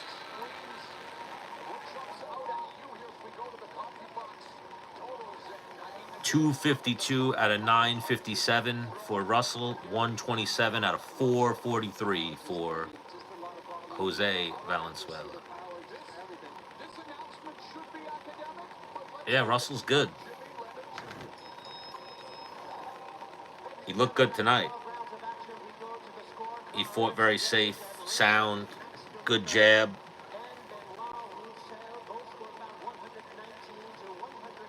They did give him a round. There was not a single round he won in that fight. Not a single round did he win in that fight.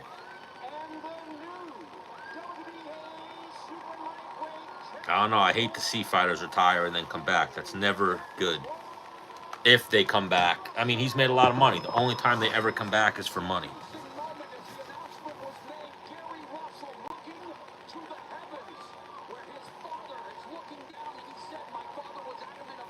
So, nice win for Gary Russell. We got Davis, Roach coming up next.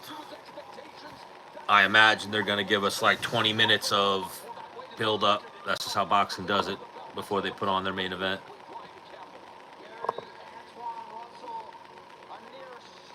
Complete shutout. I don't know how they're saying near shutout or how any judge in their right mind gave him a round in that fight.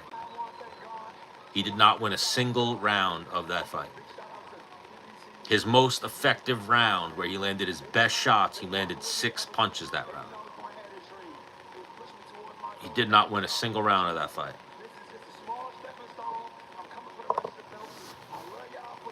Yeah, but Floyd's the outlier. And Floyd came back for money. Floyd got into tax problems and came back for money. And so at that point, Floyd could have, when Floyd came out of retirement at that point, he could have either sold some of his shit and paid his taxes off or fought again. And he wound up fighting again, and it worked out for him. He wound up, his purses went up, his earning power went up exponentially. But everyone else, Floyd, I was talking about this earlier. Floyd, George St. Pierre, but George St. Pierre only came back for one fight, and George Foreman. Those are the only ones I ever really remember retiring and coming out of retirement and having any success. Usually you come out of retirement and you start taking L's. And then you kind of ruin your legacy. You kind of ruin the work you did before that.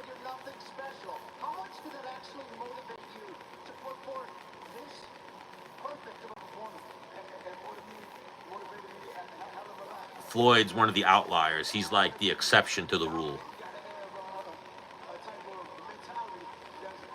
And I think Floyd is a way better boxer, way better defense, and just a better boxer than Gervonta Davis.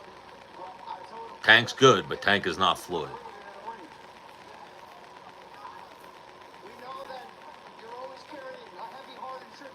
We've seen a few fights where Tank was losing, and if the guy could have just dodged that missile, he could have won a decision, but Tank's always found a way to win.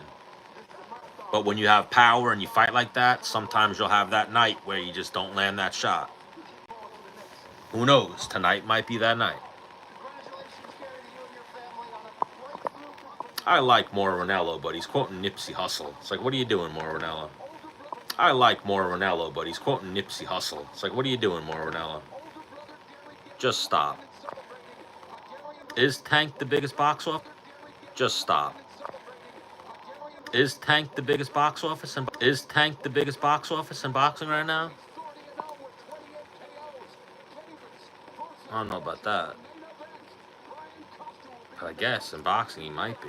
I feel like Canelo is the biggest box office in boxing. They're trying to say that Tank does better numbers than Canelo. Trying to find a place to bet on DraftKings, and it's not coming. Place to bet on DraftKings, and it's not coming up for boxing. Be right back. Be right back.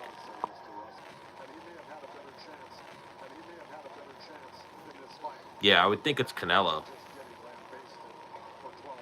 Canelo does a lot better numbers than Tank. Viewership, gate, everything. But I don't think PBC has Canelo under contract, so they got to say, what's his name? Hello, Alicia Martin.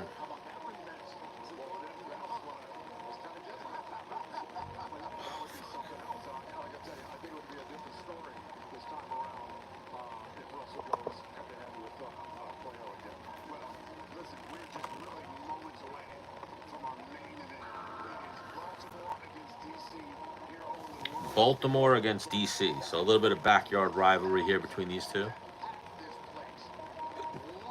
Can Lamont Roach pull off the upset? That's the question of tonight.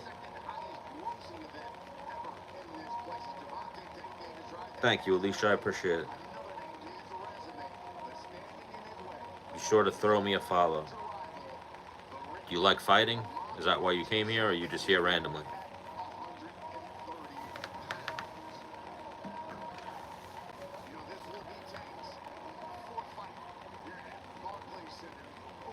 We are about to watch the Tank Davis Lamont Roach fight. Thank you, Nemo. I appreciate it. Do you think Lamont Roach can pull off the upset here against Gervonta Davis?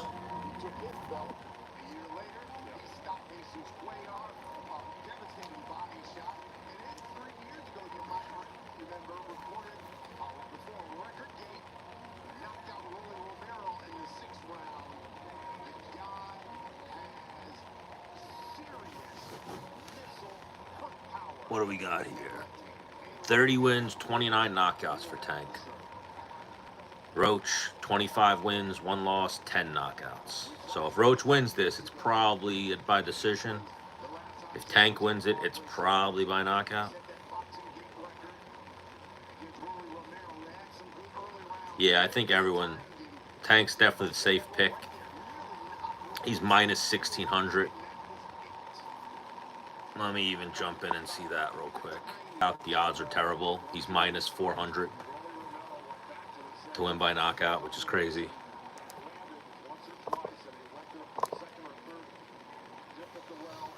I don't even think Lamont Roach has ever been knocked out. But I guess Tank knocks people out. Right? I believe Roach's 1 loss is by decision.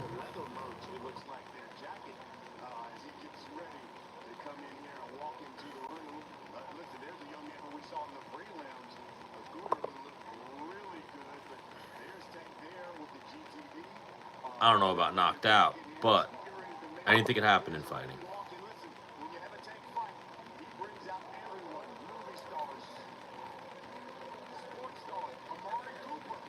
Yeah, his one loss is in 2019 to Jamel Herring by decision.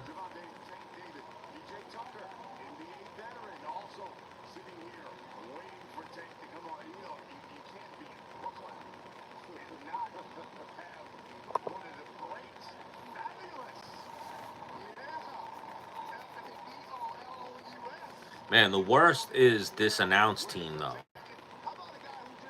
For some reason, they're like trying to be hip by they keep referencing rappers.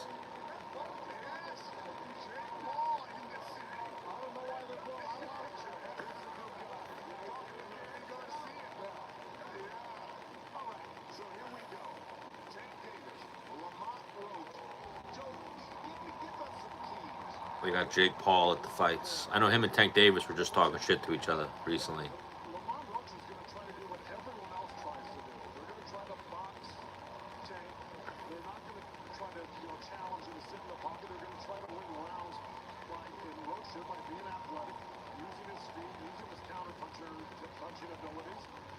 I don't know. I think I'm rooting. I believe it or not, I'm gonna root for Roach simply because I threw a bet on him, but it's probably gonna be Tank by knockout. Probably Tank by knockout. Yeah, he's a goofy.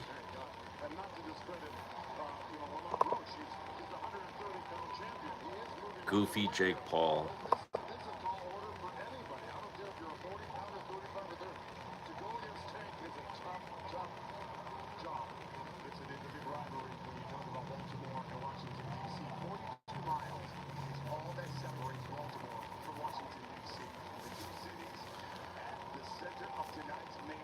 But he does win fights, so you can't knock him for that. He isn't fighting the best, and he lost a lot of respect when he fought Mike Tyson. Yeah, I don't know if it's going to be that easy of a fight for Tank, but Tank's made some really good guys look easy. But then we think of like I think if I'm not mistaken, couple fights I remember where Tank was losing. Tank was losing on the scorecard, and then he landed that punch.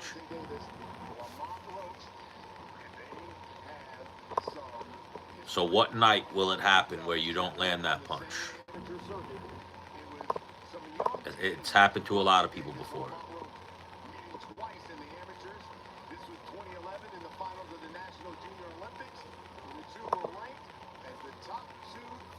Oh, so these two have fought before, twice in the amateurs.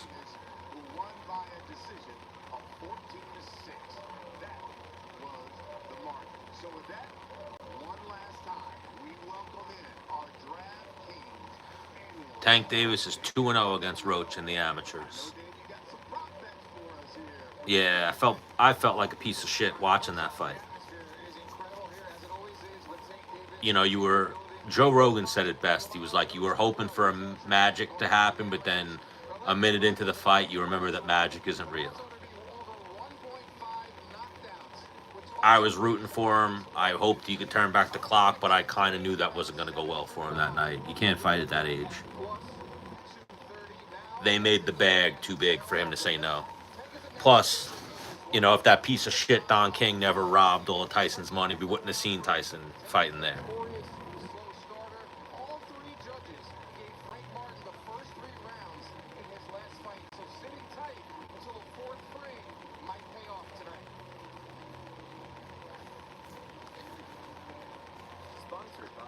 It was fucking terrible. I was just thinking about it. I just got like a bad feeling in my over myself. Remembered what it felt like watching that fight. It was fucking terrible. But yeah, Frank Martin won a few rounds against Tank. Maybe Ryan Garcia won 1 or 2 rounds. I remember Isaac Cruz had some moments against him. Or no, Leo Santa Cruz had some moments against him right before he got knocked out. There's been a few who had some success against Tank, but it usually ends with the knockout. Yeah, Don King, bro, he got Tyson for like $300 million, which is fucking crazy.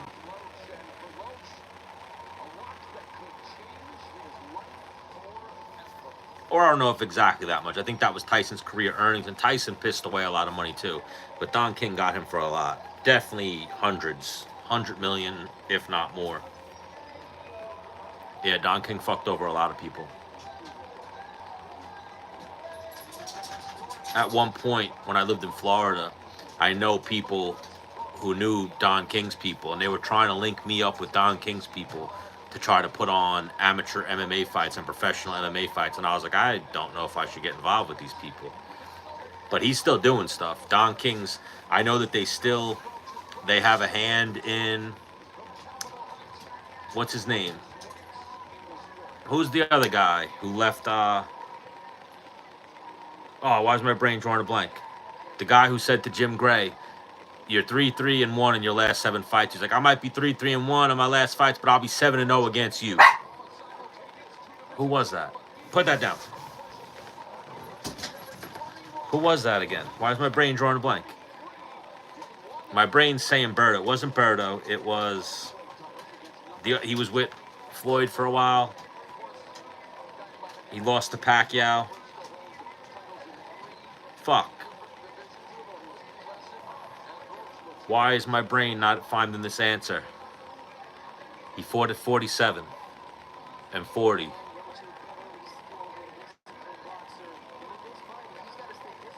Damn, why is my brain doing this? Who's the guy? People in the chat. He was supposed to be the next Floyd, but then he started losing. Fuck. Completely drawing a blank right now.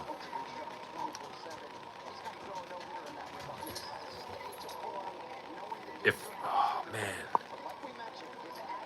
Did he fight Andre Berto?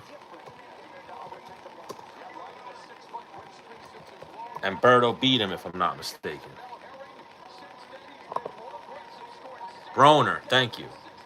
Yes, Adrian Broner is still repped by Don King. And still does some of his events are promoted by Don King. And he fights in like shithole casinos in Florida. And Don King still has a couple of people in his stable that he puts on fights for. And I was like, damn, Don King's still doing it? It's not so much him. He's just there as like a figurehead. And it's his son. And apparently it's all still the same shit. They're like pieces of shit. They rob the fighters of money. They were trying to get in touch with my friend who knew that when I was in Florida, because I've been involved in a bunch of amateur MMA shows and amateur shows before. They were basically trying to put on amateur shows so that way they could make money without having to pay the fighters. And then they were trying to get into MMA in some aspect in Florida and put on like local regional shows. And I remember talking to the guy and telling him like, guys aren't going to fight for nothing. Like that's not how MMA works. You'll get some people, but at a certain point, like nobody's going to sign like, almost like they thought people would sign their souls away, like long-term contracts with Don King Promotions for MMA fights. And I was like, that's not how MMA works. People usually sign one-fight deals or short-term contracts unless it's like the UFC. Yeah, I think what it is Don King has Broner. I think when Broner left Mayweather Promotions, he got linked up with someone else, and then whatever happened with them, and then he signed with Don King. And I'm pretty sure Don King has him under like a slave contract. And he has him do bullshit fights against whoever at shithole casinos in Florida. That's what I think. I'm pretty sure that's Broner's last few fights have been at random casinos in Florida. And there's like a PR guy who does stuff, but they're Don King Promotions. Don got him. Got him locked under one of those slave contracts.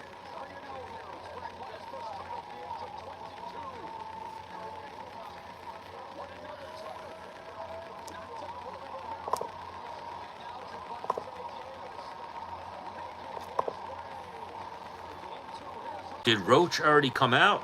Or are they having Tank come out first? Is this for Roach's? Oh, Roach is already in the ring. All right. I was going to say, how the fuck would they have him come out second?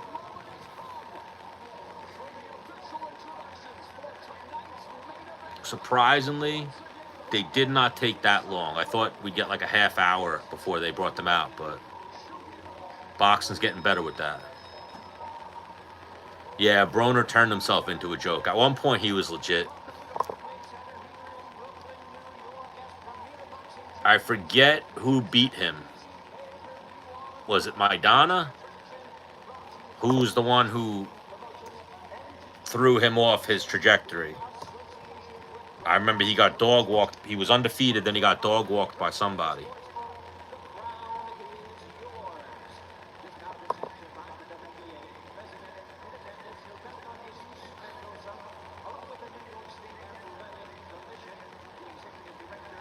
Yes, Maidana fucked him up. I love the thing too. The videos with Broner when he was fighting Paulie Malignaggi, and Malignaggi was like, "You took my side chick! You took my side chick!" and started screaming at him. "Don't be talking about my side chick!"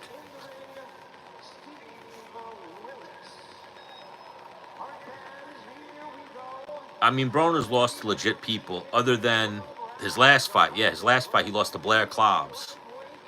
Blair Cobbs, and that was supposed to be one of those give-me's that he fought at a random Florida casino. Not that. I think the Bill Hutchinson fight I was at. I went to the Bill Hutchinson fight when I was down there for Mayweather Gotti. But then I remember seeing again, he fought in another shithole casino. Or no, he fought at the Hard Rock, which isn't a shithole casino. Before that, he fought at a shithole casino.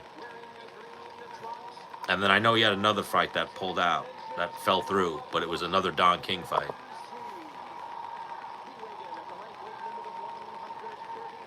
That's a lot of people, I think. The lifestyle gets to them. They win, they make some money, and then it's how can you fight when you're high on cocaine or going on a bender. And you see like a Jon Jones, a Conor McGregor, De La Hoya had a good run, high as fuck on cocaine. And then I think you see that's why Mayweather is one of the outliers. Mayweather never really did drugs, never really drank, and was able to stay training. Come here. Stop barking at me. Come here. Come on. Come on. You want to watch Tank Davis?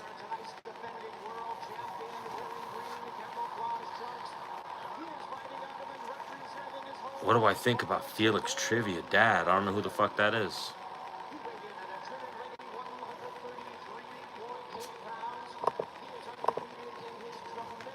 I have a Patterdale Terrier. A crazy Patterdale Terrier.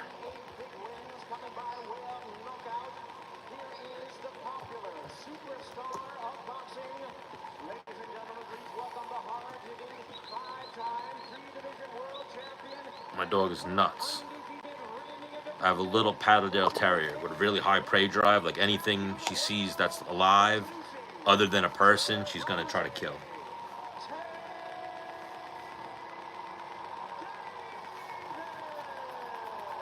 Tank getting the cheers in his wife beater. This one should be interesting as long as it lasts. Yeah, I was gonna grab her. It's a girl.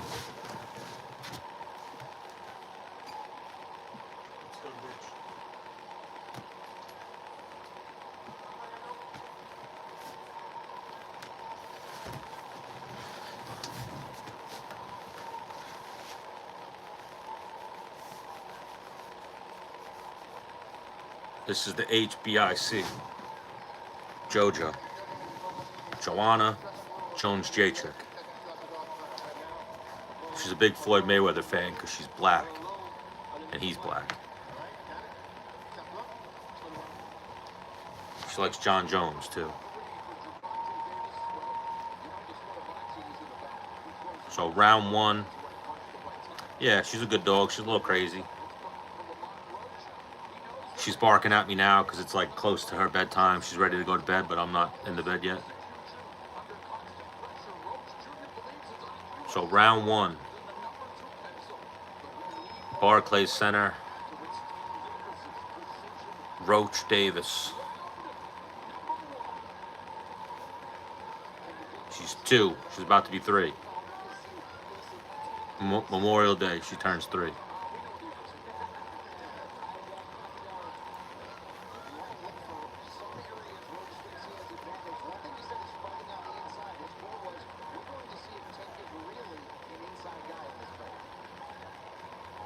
Little feeling out process. Nothing really thrown from Tank yet. Oh, there's a jab.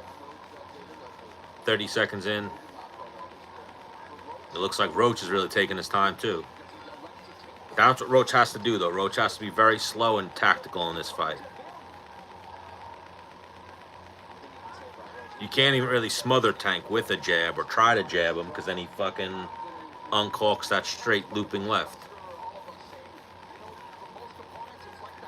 He's got a very tricky left hand, Tank Davis. Big power in his right hand. You got to be very tactical, very careful against Tank. Minute gone so far, nothing really done. Just both guys jabbing each other's glove. Jabbing air.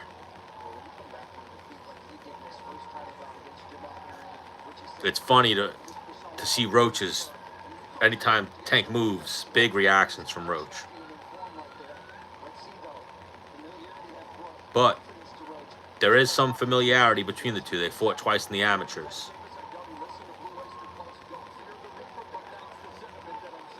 So they have been around each other before, moved around, seen each other's movements. There's a good left hand to the body for Roach. Now this fight too will be tough to see and score for the judges, because if Tank ain't doing nothing, you kind of have to give the rounds to Roach. Even if he's only throwing punches at air, because Tank's not throwing anything. Like 2 minutes in, and Tank hasn't thrown anything.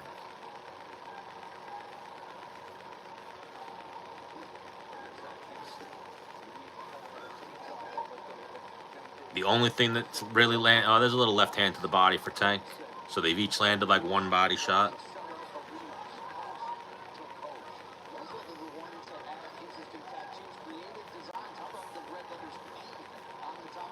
Little jab on the guard for Roach. Tank's crouching down, getting into his stance, looking to explode. Oh, that might have just stole the round for Tank. A little punch to the body and a glancing left hand, nothing significant. Nah, I think he's probably gonna win. But oh, there's a little right hand for Roach. Got a reaction out of Tank. So very slow first round. Could go for either fighter.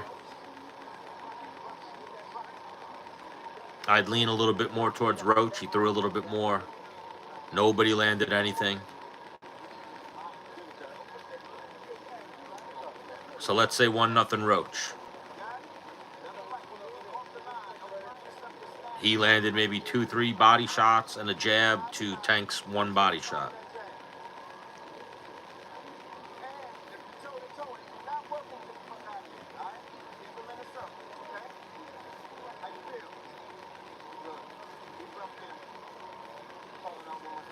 But I could see eventually Tank's luck running out and him losing a decision. But it seems like even those fights when Tank loses a little bit, loses the earlier rounds, he then turns it on, and his power's his gift from God, that he touches you and you go down.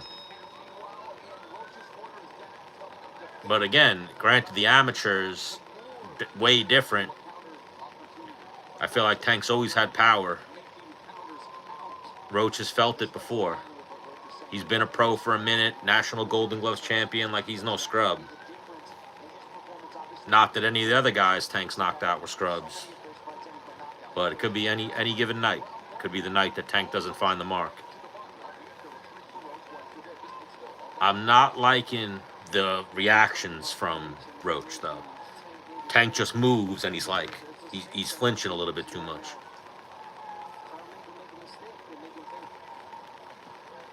Couple swings and misses by both guys here to start the second.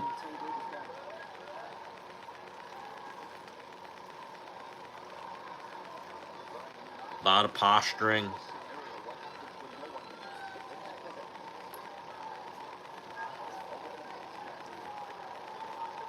Yeah, he's definitely nervous of the repercussions of opening up.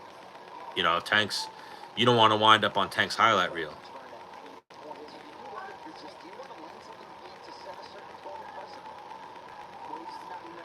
Hello from South Africa. Props to Dricus du Plessis, your champion. Who's the best boxer from South Africa? Both guys just trading jabs. Little straight left hand to the body for Tank. That's like the first punch of this round. Roach returns a right hand to the body.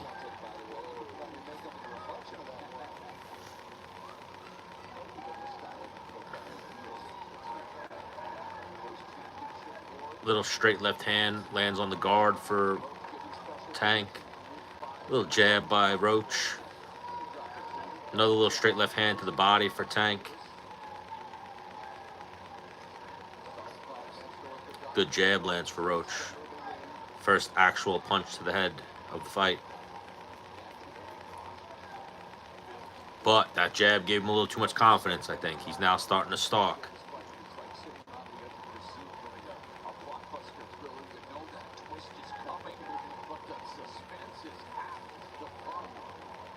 Little jab for Roach. Little left hand to the body for Tank. Oh, that's a little uppercut for Roach. Another little right hand to the body for Roach.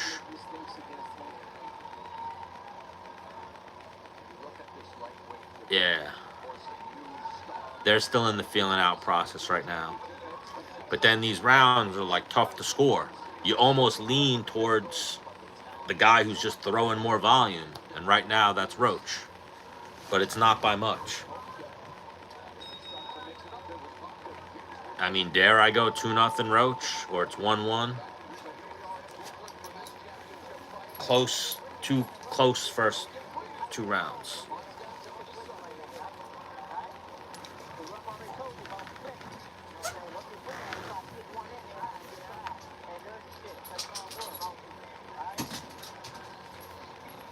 Plus, Tank doesn't have his dad in his corner, right? I think he stopped that. But we got Lamont Roach, his head trainer is his dad.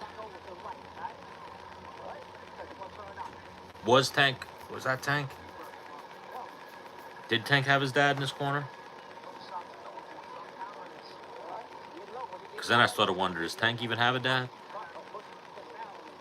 Or was that someone else I'm thinking of who had their dad in their corner and their dad left their corner? So round 3, uneventful first 2 rounds, but Tank's fights are usually like a ticking time bomb. It's just a matter of moments. There's a little right hand to the body for Roach. Yeah, no power shots so far. That was like the first right hand I feel like Roach is thrown to the head. It hit him in like the shoulder. At the start of the 3rd here. Roach is controlling the center, which can sometimes influence the judges in a round where not much is being done. Oh, there's a little right hand to the chest for Roach. The problem is also, though, the judges, if they're boxing judges, they know who Tank Davis is, so they might give him a close round of just notoriety. There's a straight left hand that misses for Tank. Straight left hand to the body lands for Tank.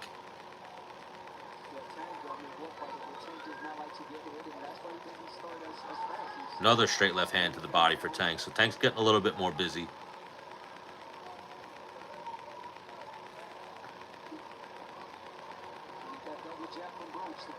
Little jab lands for Roach. Another one.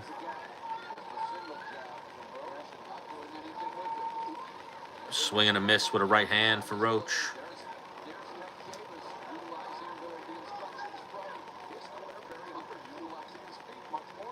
There's a little, what is he? A right hand, little left hook landed for Roach. A little straight right hand lands for Roach.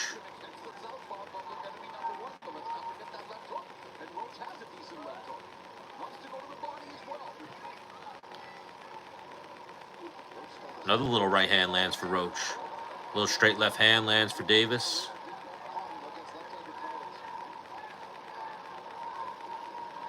Who's got to stay in the middle of the ring?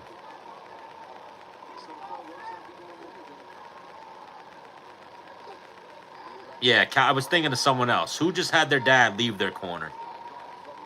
I don't think it was Haney. It was someone else who had their dad their whole career, and now their dad recently left their corner. Nice left hook to the body for Roach.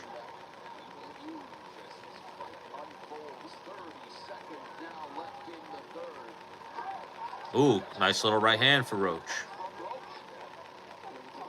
Ooh, nice little left hand to the chest from Tank.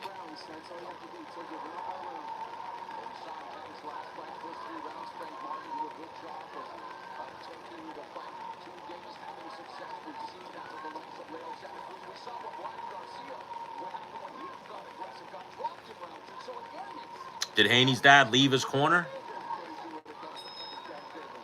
I feel like it was someone else. I feel like Haney's dad's still in his corner. I mean, that was a better round for Roach, but even a better round for Tank. They both started to pick it up a little bit. Is it 3-0 Roach right now? Very uneventful. So these are subjective rounds. What are you scoring?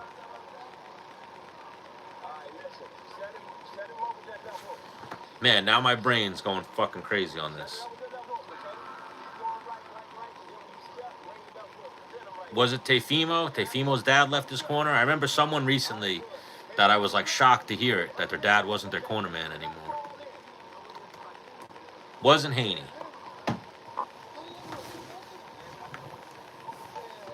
Nah, Roach's dad's still in his corner.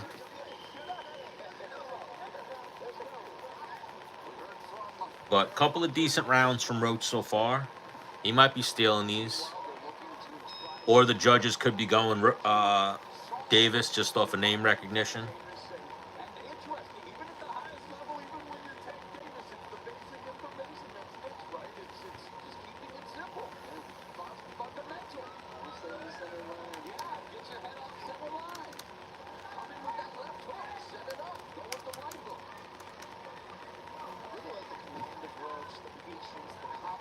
Round 4.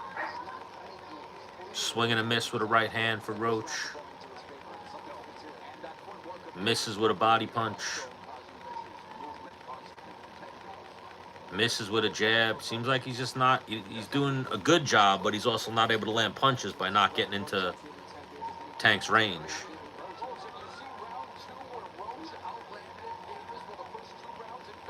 There's a little uppercut for Roach.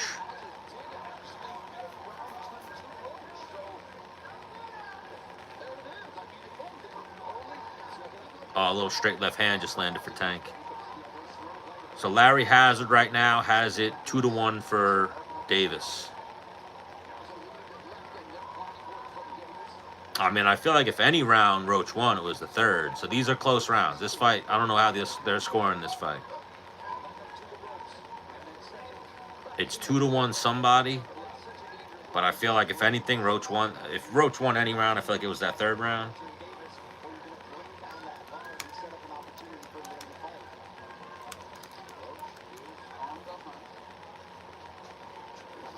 Oh, straight left hand just landed for Tank.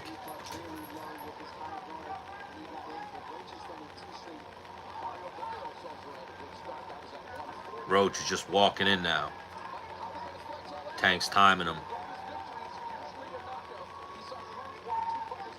Roach is using the Philly shell. We've seen before that doesn't really work against Tank.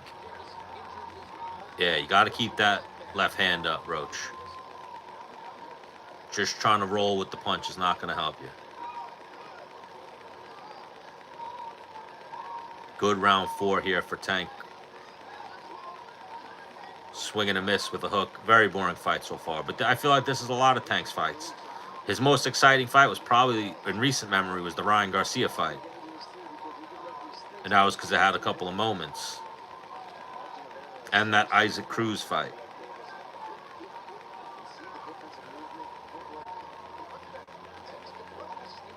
But yeah, like, where Tank's not doing nothing, Roach isn't doing enough to... Oh! Nice little right hand and a left hand on the break landed for Roach while Tank was trying to complain to the refs.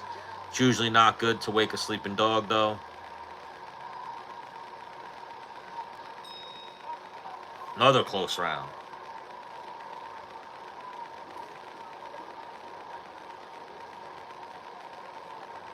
Oh, it was Chris Eubank Jr. that I was thinking of.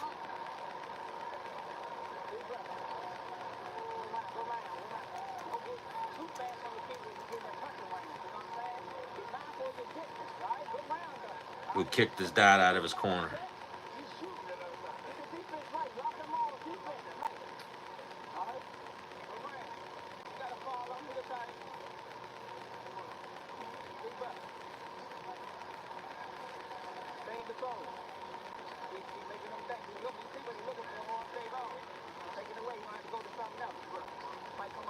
And I feel like there's been a few times where that has happened. But it's like, bro, that's your dad.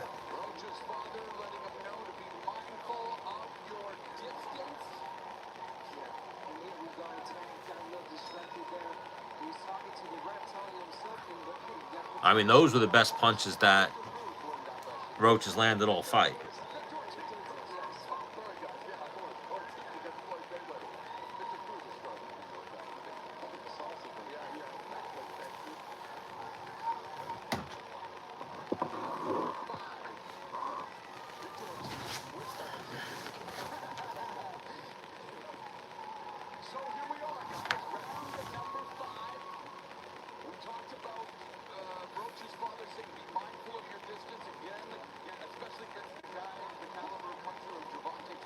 Another slow round so far. Total punches landed 19 to 17 for Roach. I feel like that should be what you land in one round.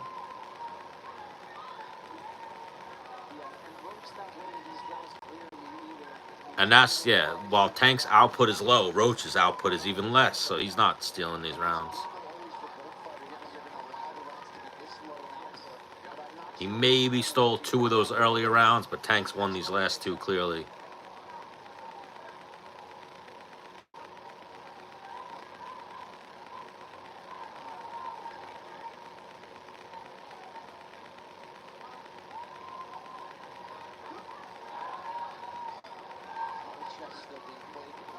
Or no, the last one. Third round could have went either way. But yeah, boring rounds. Tough rounds to score. Not a lot of action to score.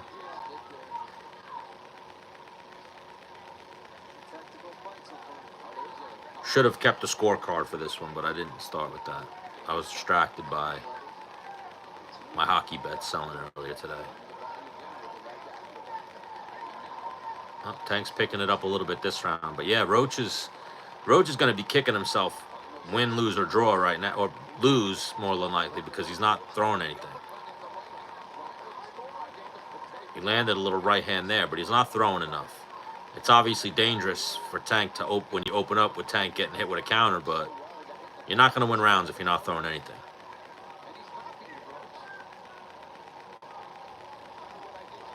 Oh, there's a straight left hand landed for Tank. And they're talking shit to each other.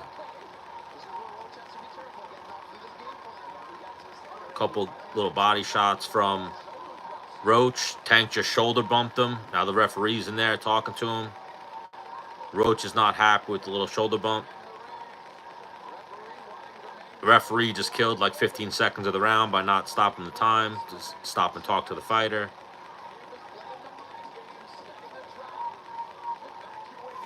But yeah, Davis is starting to get Roach to fight a little bit emotional, which definitely would work against Roach here.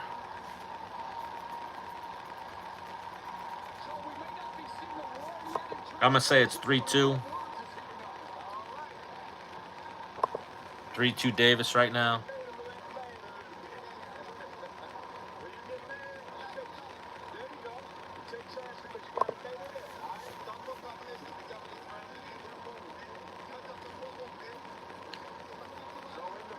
Could be 4-1 either way for the other guy or for Tank.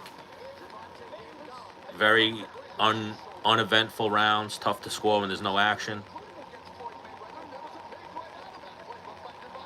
Oh, a little shoulder bump by Roach. By Tank, and then a nice right hand actually landed for Roach. So both guys being a little dirty. Round 6, uneventful fight so far, very boring.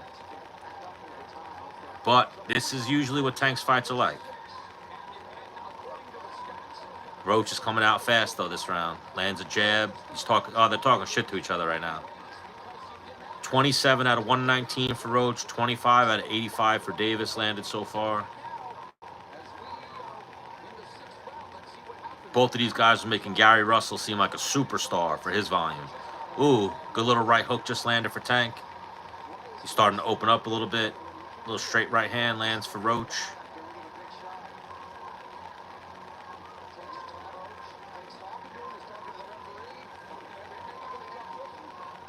But yeah, I don't know if Tank's the guy to really talk shit to. I feel like then he's going to sit on his punches and throw some haymakers. Oh, there's a little nice little right hand, left hook landed for Roach.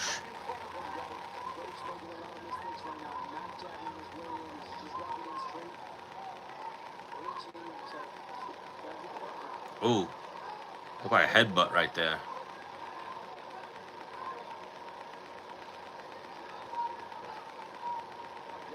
But that's if you're gonna beat Tank, you got to create those like car crashes. Try to catch him in exchanges, because otherwise you're just gonna throw a little porn shit out and get countered. Nice little straight left hand lands for Tank. Like, you got to make it an ugly fight to beat Tank. Or you got to be very clean with volume and your technique, and Roach is doing neither of those two.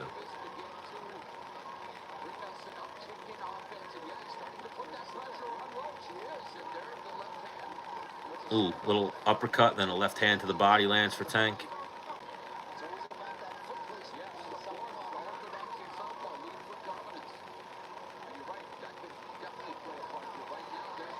Nice little left hand, right hook to the body. Straight left hand for Tank.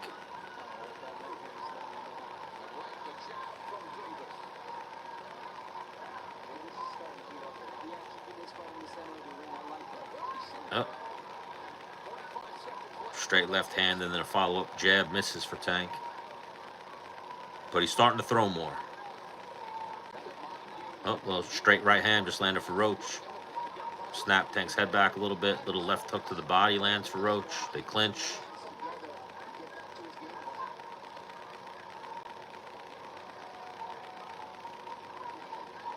Oh, straight left hand just landed for Tank. Roach ate it.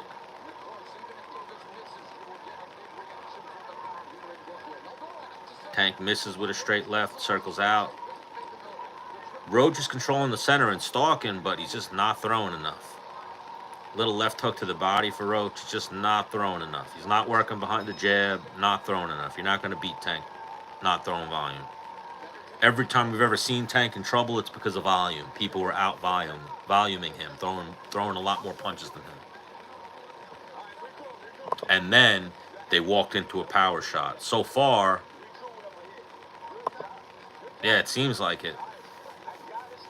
But a lot of fights like this is what happens with Tank. He just needs one.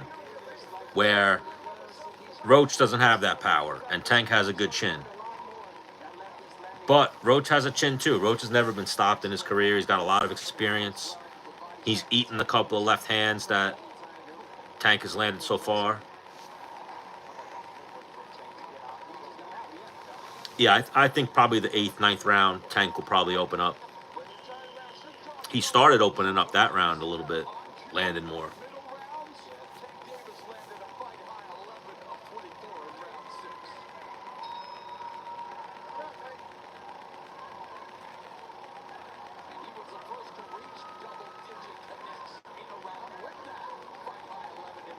This fight's boring. It's tiring.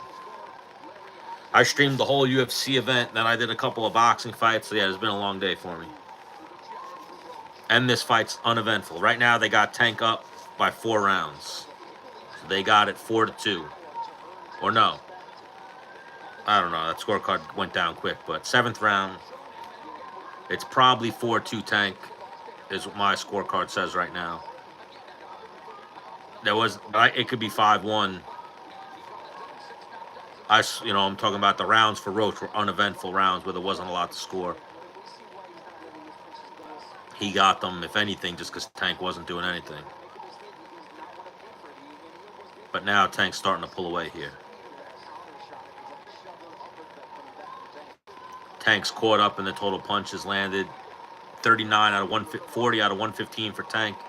36 out of something for Roach. No volume from Roach, though. He's given Tank too much credit, but it's due. He's knocked out a lot of people. Oh, Roach is opening up now. That was his best work of the fight, right, so far. That little combination he just threw right there. Oh, Tank just lands a right hook. Roach just landed a right hand. Tank just stuck his tongue out at him. It's picking up now a little bit. Oh, there's a little left hook landed for Roach. Ooh, that was Best punch of the fight right there for Roach. Landed a straight right hand. Oh, he hurt Tank. He stumbled Tank a little bit. And now he's holding and hitting Tank. Just hit him with 2 right hands. Best round so far right here for Roach. He hit Tank with a clean right hand. Little left hook on the guard for Roach. Straight left to the body for Tank. You got to throw. You're not going to win not throwing nothing, Roach. You got to take risks. Up. Straight left hand, but Roach blocks it.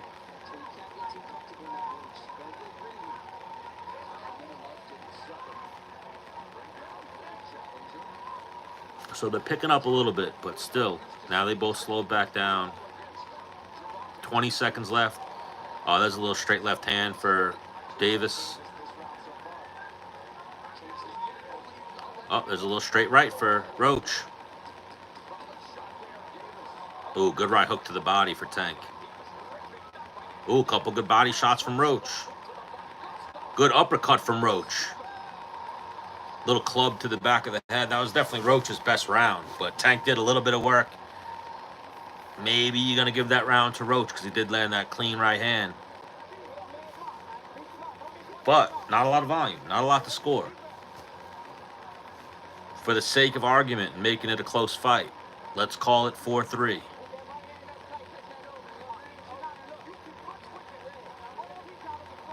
Yeah, that was a good right hand for Roach.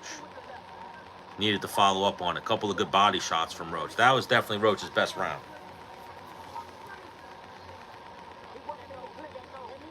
But what round are we in right now? Is this 7 or 8 coming up?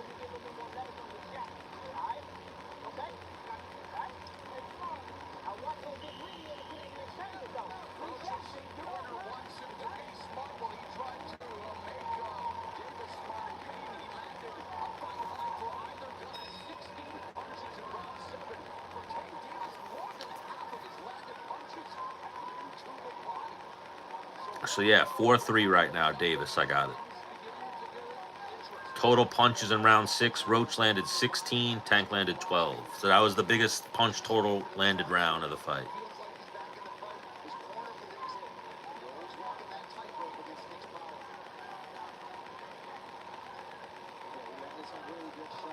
But Tank is still dangerous. Very dangerous. We've seen him knock people out in these later rounds.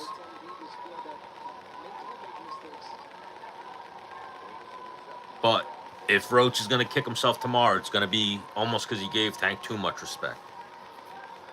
He's having success the moments when he opens up. Good jab by Roach. He's losing the fight in the moments he's freezing up and not throwing anything and Tank's catching him.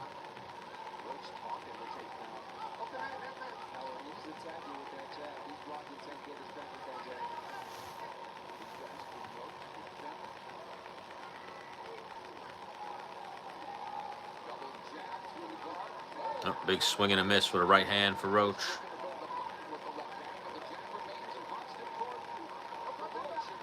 Oh, a little left hook to the body lands for Roach. They're clinching a lot more now. And Roach is doing a good job of making it dirty in the clinch. Referee's letting them fight in the clinch. Oh, little straight left hand landed for Tank. Tank's trying to counter now. Now that Roach is opening up.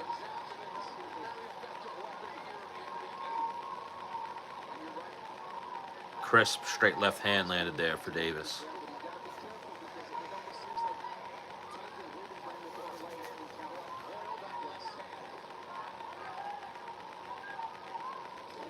Ooh, good uppercut just landed for Roach. Ooh, he wobbled him. Roach just wobbled Davis with a right hand.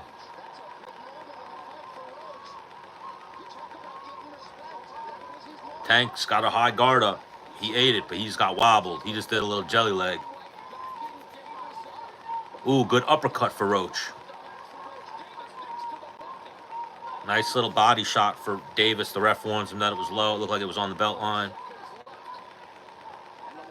But Roach is finding success when he punches. He had his biggest moment in the 7th. Now he just had a bigger moment here in the 8th. A couple of good jabs land for Roach. Ooh, good right hand for Roach. Good straight left hand just landed for Tank. Roach ate it. Another straight left. Ooh, he just stood Roach up with that one.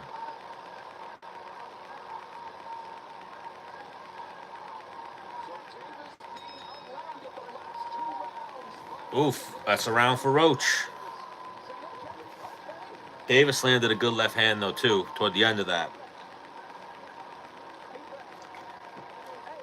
But I got to see that. Again, looked like he wobbled Tank right there. He's now wobbled Tank in back-to-back rounds. Made him stand up and do a little shake.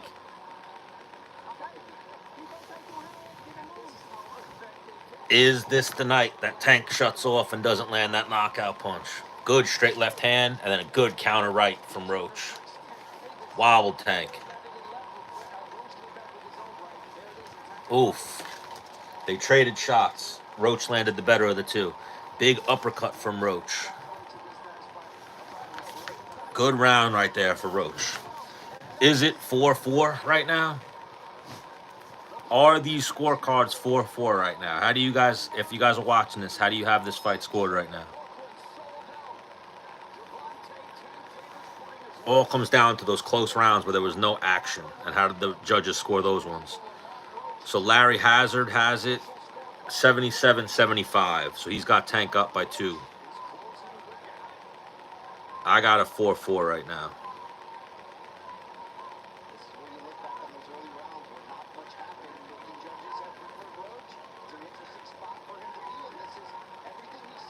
I think Roach clearly has won 3 rounds. He won the last 2, and I thought he clearly won the 3rd. Gave him the 2nd. Ooh, another good right hand for Roach. Tank just took a knee.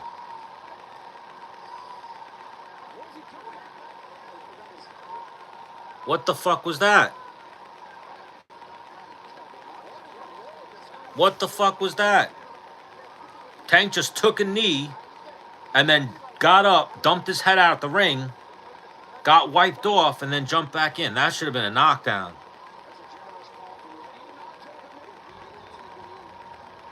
What the fuck was that?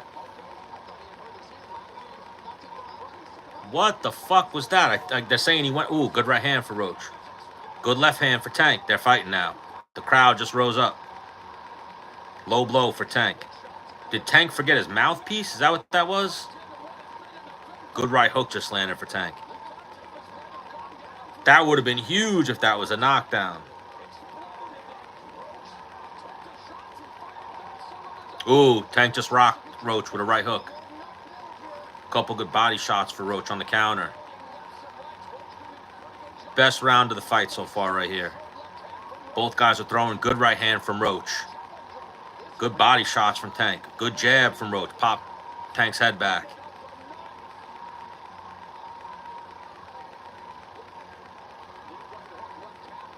A little glancing. Another low blow by Tank. Another belt line. Borderline shot. Bro, the referee fucked up there, though. I got to see that again. It looks like Tank got his jaw rattled for not having his mouthpiece in. Took a knee. Took a knee. The referee started counting. Tank got up, ran out of the ring, like ran to stick his head out of the ring, got his mouthpiece put in, and then came back. Very confusing. Good jab there by Roach. This is a close round. It's going to come down to who could steal it here at the end. But I think Roach with that right hand was very telling. Oh, little left hand lands for Tank. This is a close fight. I need to see what happened there, though. If you're scoring the way that whole thing transpired, Tank ate a big right hand and then took a knee. That shit was fucking crazy.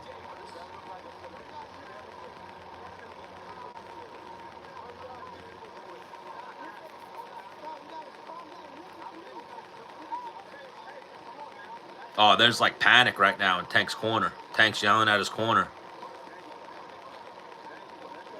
If it goes the distance, I win 300. Why? What were the odds for it to go to the distance? They were probably wild. I saw the odds for Tank to win by knockout were like minus 450, minus 400.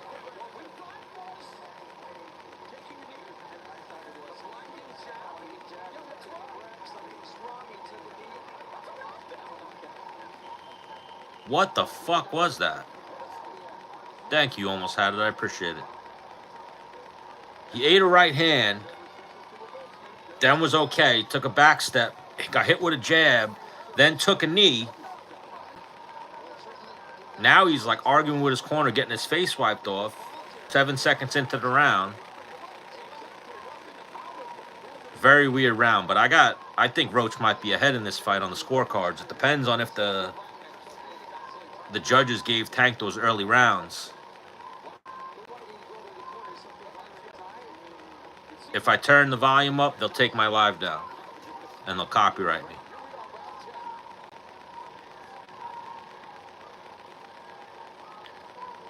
Slow start here for round 10.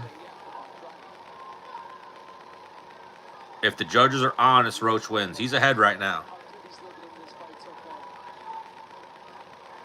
But I feel like we saw that with the Puello-Martin fight, though, too. I felt like a lot of the scorecards had Martin. Yeah, so even like Larry Hazard right now has Davis up by 3 points. Davis did not just win the last round.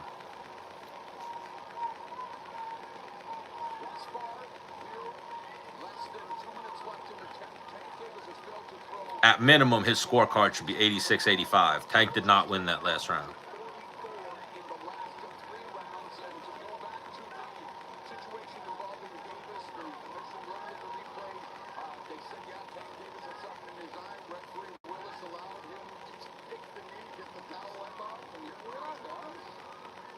That's crazy. When can you take a knee in the middle of a round? They're saying that Tank, after he got hit with a jab, had something in his eye, took a knee, and the ref let him take a knee. That's crazy. Little flurry of punches, glance there for Roach. But that's crazy. If you're anyone else, you'd glove touches or you take a knee, you're getting a knockdown. That's fucking nuts. Nothing thrown from Tank this whole round. His first punch is a body shot. He landed. 50 seconds left. A little straight right from Roach. There's a left hand landed for Davis. Good uppercut for Roach. Ooh, good right hand just landed for Roach. Good hook to the body. Yeah, this fight, this is going to be some interesting scorecards.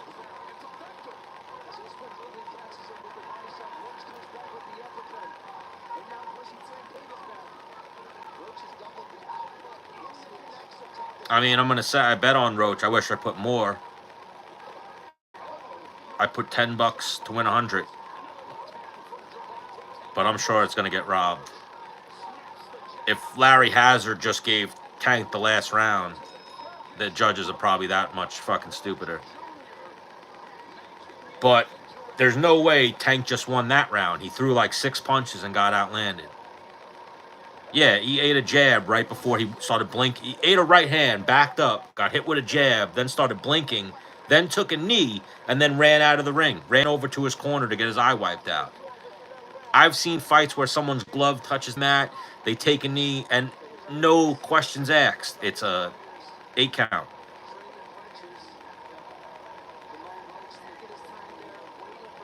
I got Roach up by 2 rounds right now. He just landed a good right hand, left hook right there. Good left hook right there. Best punch of the round. But now it's nerves time right now. Because Tank's dangerous. I think Tank is even kind of getting in excuse mode in his corner. We're in round 11. Championship rounds. Very close fight. I don't think Tank's ever gotten a knockout this late, has he?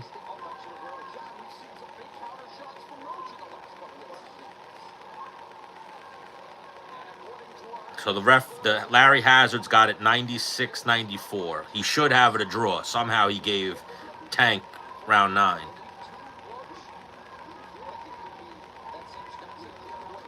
Ooh, good straight right by Roach. Good body shot. Left to the body landed for Tank.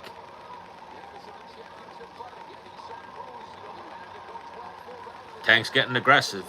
He just landed a straight left. There's another left for Tank. There's another left for Tank. Roach is eating him, though. Oh, there's a good right hand from Roach. Roach needs to keep his volume up. 84 out of 220 for Tank. 83 out of 325 for Roach.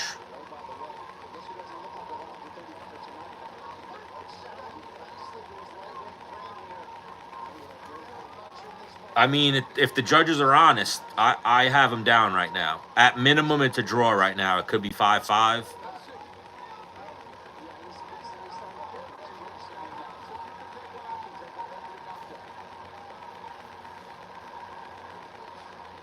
This round's up in the air right now. Both guys been doing a little bit of work. Nothing significant. Good right hand for Roach. Good right hand left hook for Roach. And they're in the middle, standing in the middle of the ring, swinging wild, both of them. Another borderline low blow for Tank. Good right hand for Roach. Good right hand for Roach again. And now the referee's stopping and warning Tank for another low blow.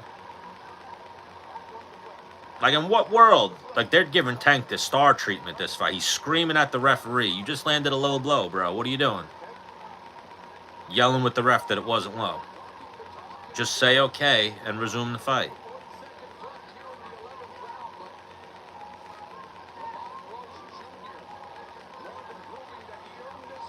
Ooh, good jab just landed for Tank. Best jab of the fight. Little straight left hand for Tank. Good right hand counter for Roach. Good body shots for Roach. Little right, left to the body. Ooh, little 4-punch combination on the guard of Tank, but still, it's volume. Little right hand just landed for Roach. Good left hook to the body for Roach. Both guys trade jabs. Yeah, Tank is definitely frustrated.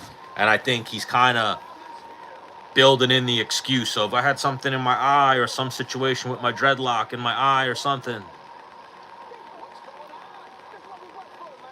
I thought Roach won that round too. Every moment that you kind of see Tank start doing work, Roach answers back.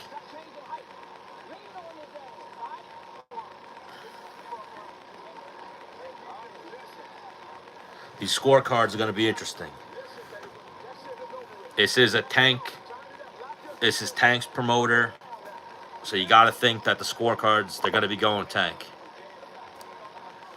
It turned into a crazy banger, definitely.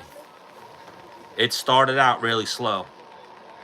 Oh, yeah, they're not going to let you bet draw right now. They probably don't even have the odds open right now. It should be, right now, I think Roach is up 2-3 rounds.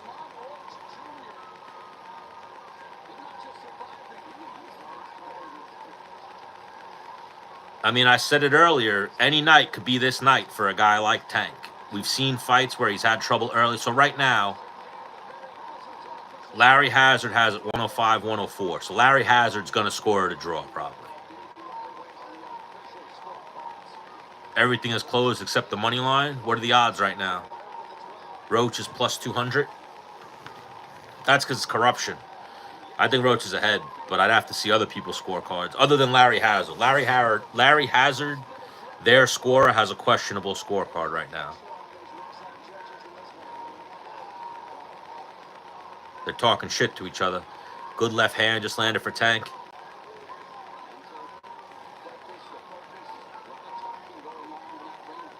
You can almost hear Tank. Tank's like screaming at him. Ooh, good right hand, left hand to the body. Lands for Roach. Good left hand up top for Roach. Lands a nice right hand. Good counter from, straight left counter from Tank.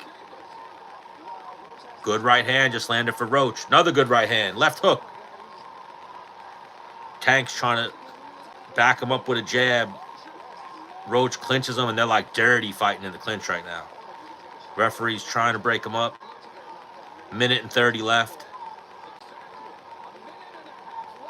Yeah, but I feel like they're going to rob Roach. They're not going to let... Davis is their cash cow. We've already seen some questionable scoring tonight, and boxing's been so fucking corrupt for years. Like, you need to like 117, 118 to 110, 109 beat a guy like Tank to get a 115, 113 decision. Ooh, good right hand for Roach. Yeah, these scorecards are going to be all over the place. They're going to do a draw to save Tank, most likely. Good right hand. Right hook just landed to the body for Tank. Missed with the left, with the straight left. Little right to the body for Roach. Left hand landed for Tank. Both guys swinging and missing.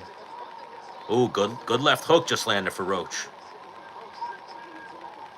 20 seconds left.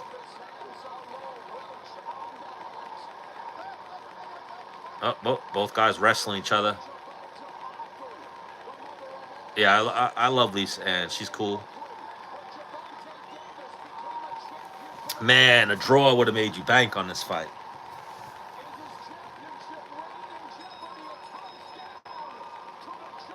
Oh, I love me some Lisa Ann. Like I was saying earlier, when there was a guy, Julian Marquez, was fighting in the UFC in the co-main event, and I was like, this guy's terrible. The only good thing about him is he used to do a podcast with Kendra Lust. And I was on TikTok, though, so I couldn't say what Kendra Lust used to do, but she was always one of my favorites.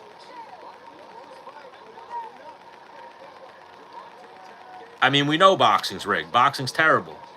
I got Roach definitely won that fight by 2-3 rounds. I wish normally I keep a scorecard today. I just did not keep a scorecard, but I feel like Roach won that fight. Even if you give Tank the earlier rounds where there was nothing done, Roach won that fight from like 6 on.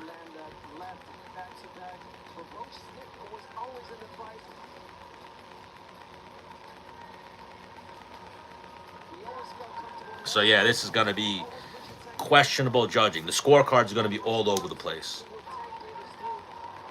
I probably have like a 116, 112 or a 115, 130. No, I don't even have 115, 130. I definitely have a 116, 112 for this one.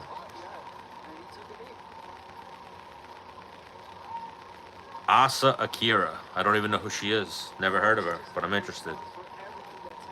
All the scorecards on Twitter have Roach winning. It's fucked up where Twitter is like the only place you can really go for the truth. I think Davis lost. I'm hoping he lost. The final punch stats: 112 of 400 for Roach, 103 of 279 for Davis. It was close, but I feel like the rounds that Roach won, he clearly won. There was only like 2 or 3 rounds that Davis clearly won, and then there were those rounds that there was not a lot to score.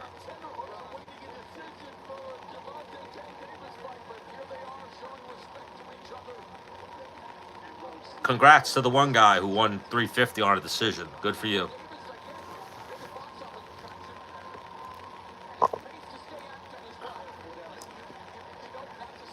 That's definitely a dub.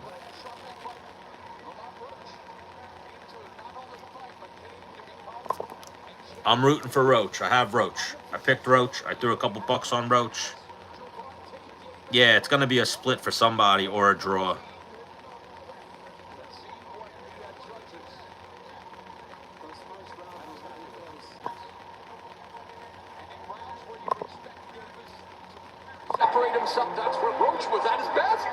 Oh, congrats, Matt. You won. Was just feeling comfortable. He was feeling himself.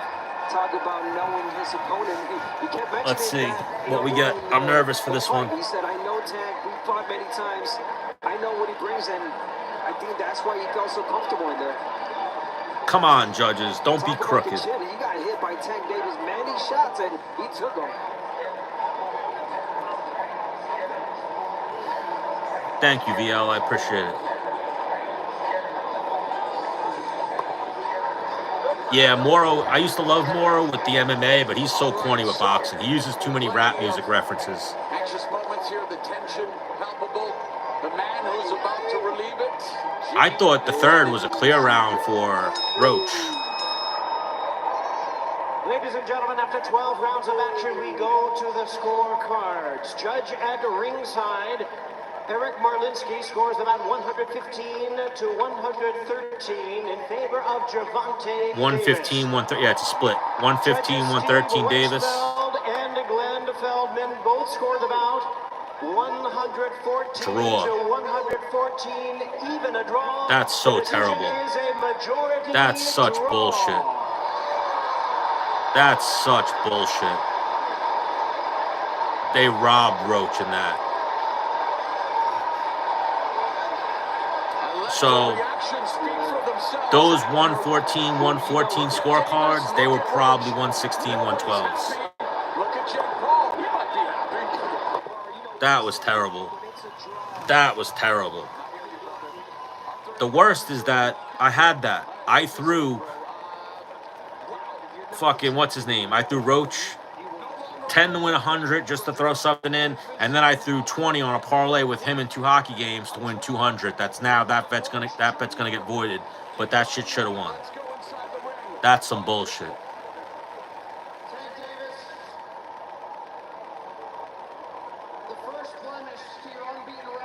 That's some bullshit.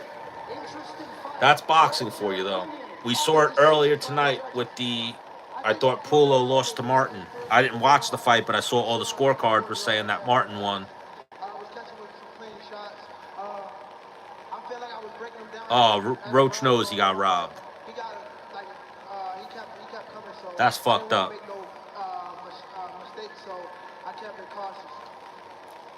But that's why boxing struggles to maintain its audience, is because of shit like that.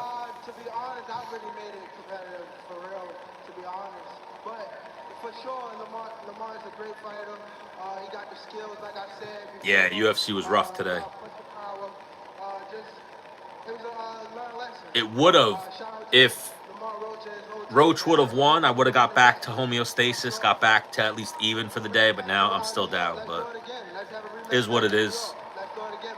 That's fighting sometimes. It seemed like the two of you. They did me dirty. Conversation during the fight, your own podcast. What was being said back and forth? When? During the rounds. During the rounds, that's a little bit of shit talking. That's how it is when it's competitive. They did me dirty with that. Gary Russell, though, won me back some money. But then the corruption of boxing.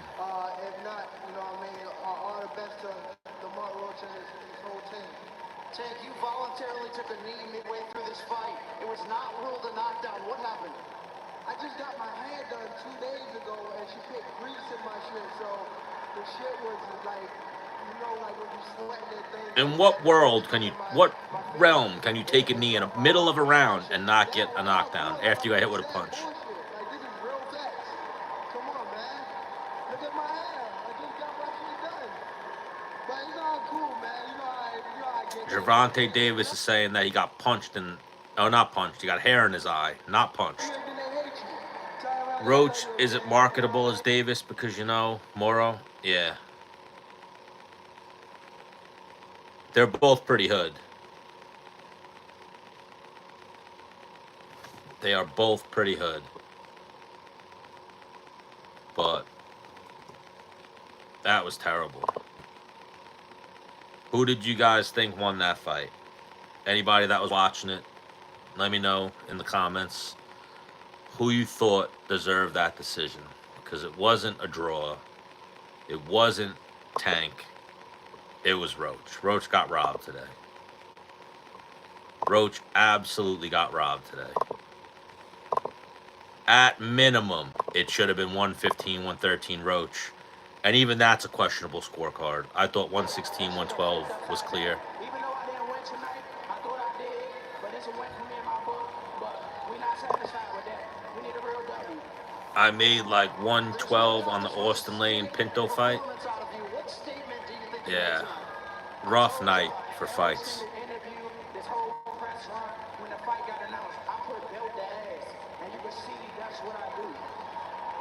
I thought Roach did enough to win that fight.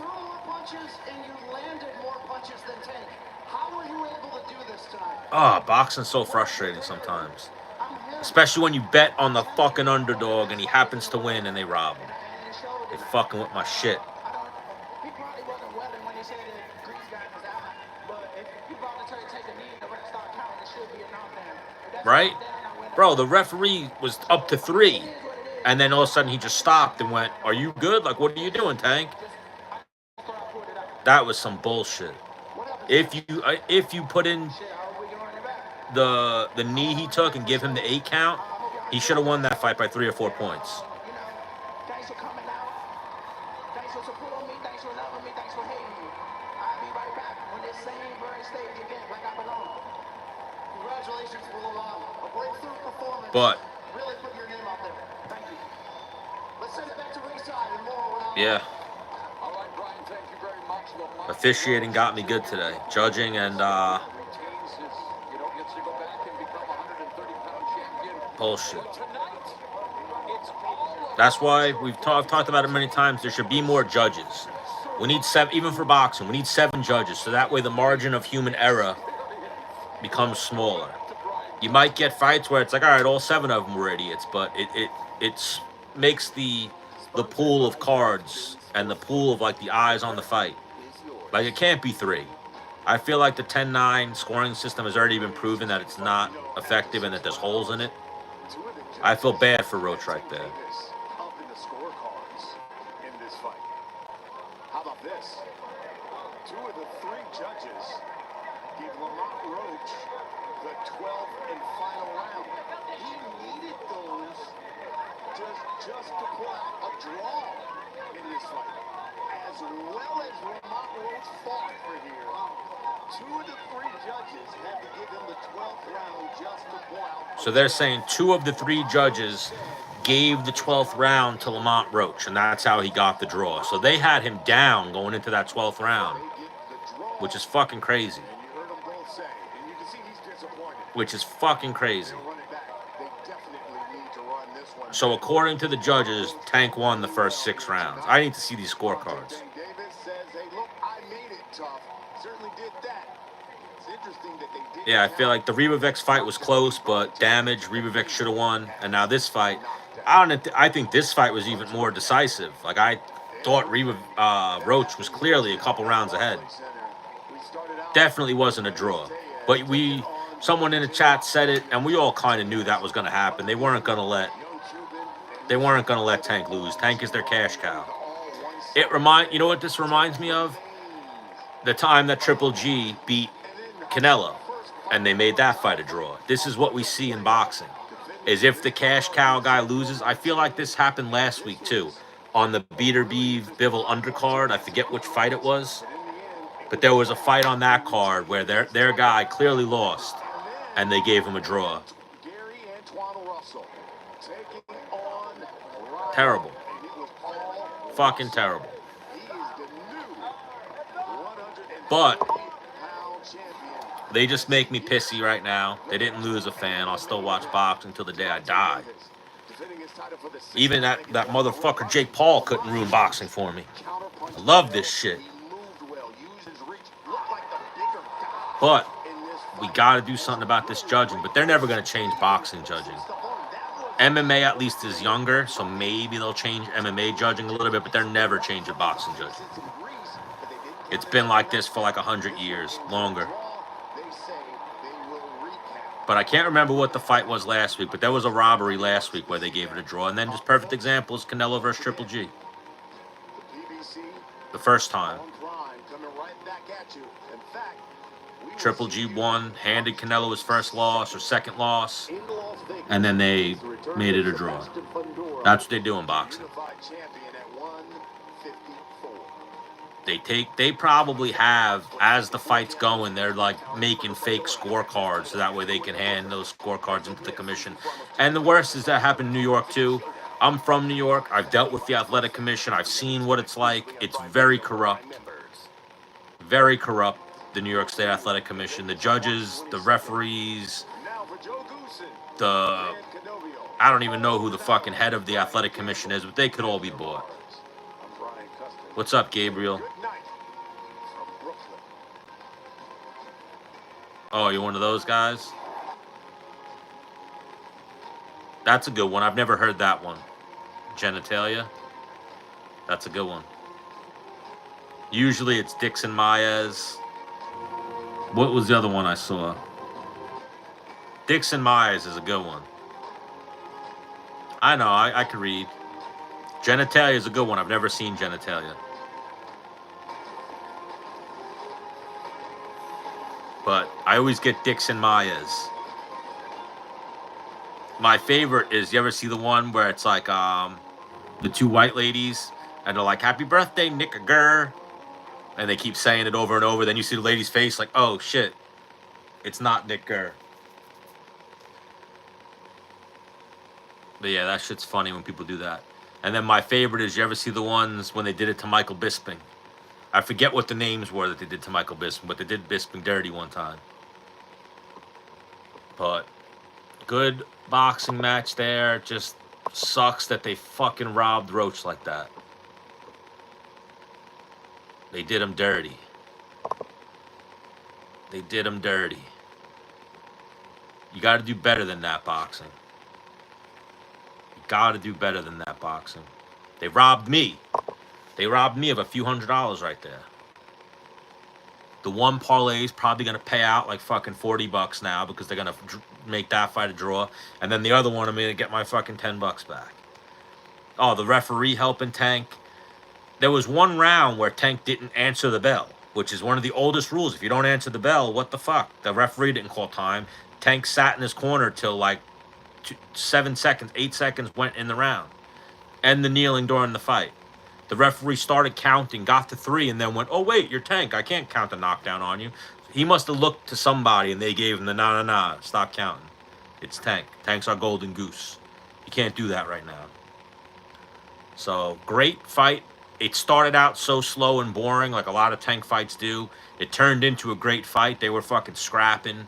Roach rocked Tank a few times. They were in the middle of the ring throwing combinations. It turned into an exciting fight, but they ruined it with that decision, and they fucked it up with how they ended that fight. Boxing's better with Roach winning and then them having a rematch and can Tank come back, not giving him a fucking draw. That's bullshit when they do that shit, because it just shows corruption. And I'm sure Twitter's going fucking nuts right now, talking about how that fight was rigged and that was a bullshit. Like, I don't know what other people's scorecards read, but I had Roach clearly ahead by 2-3 rounds. And then if you throw in that knockdown too, he won that fight. They robbed that man tonight. Didn't even use a gun. A fart ASMR. You sicko. Do people do that? What tests do I have coming up?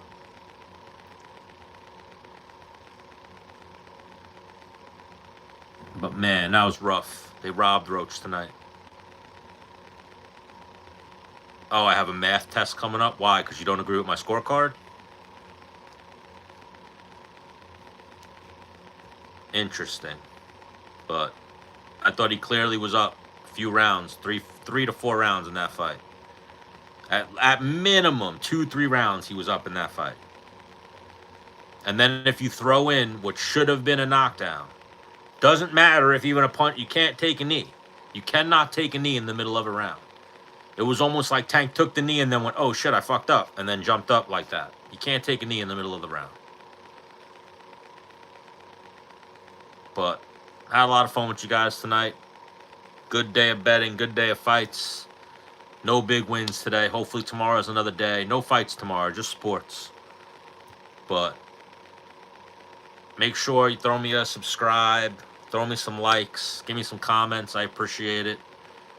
And next week, we got UFC, what is it, 313? Definitely a good UFC card next week we'll be live for. Got banned on TikTok again today because those sons of bitches stay fucking with me. But hopefully, because I got banned early, I'll be able to get back on TikTok next week as well. So I'll throw some shit up on there. Hopefully they don't get me again. I just got to be real PC on TikTok, which is unfortunate. At least here on YouTube, they give you a little bit more leeway. You can curse, you can say shit. On TikTok so far, I've been banned for using the word goofy, for calling someone goofy, for the dumbest shit. The dumbest shit. And they say it's hate speech, which is fucking insane. Where are the good old days when you can call someone a retard and they're being retarded? Like, what's wrong with the world today? We got to start taking these words back. We got to continue to toughen up America, toughen up the world, and not let words affect us where we want to. The worst thing is, too, people actually go and report you. Like, you're a fucking loser if that's what you do. I've never reported a fucking person in my life. I never will. You're a fucking bitch if you ever reported somebody. If you ever went through the trouble of filing an online report on a social media platform about somebody's behavior, you're a fucking bitch. And I don't even want you to watch my live. I hope you get hit by a bus. Live, but get hit by a bus. But good night of fights. Tank got a gift decision. And we'll be back next week. So throw me some likes, some subscribes, and I'll see you guys next time. Well, see you later.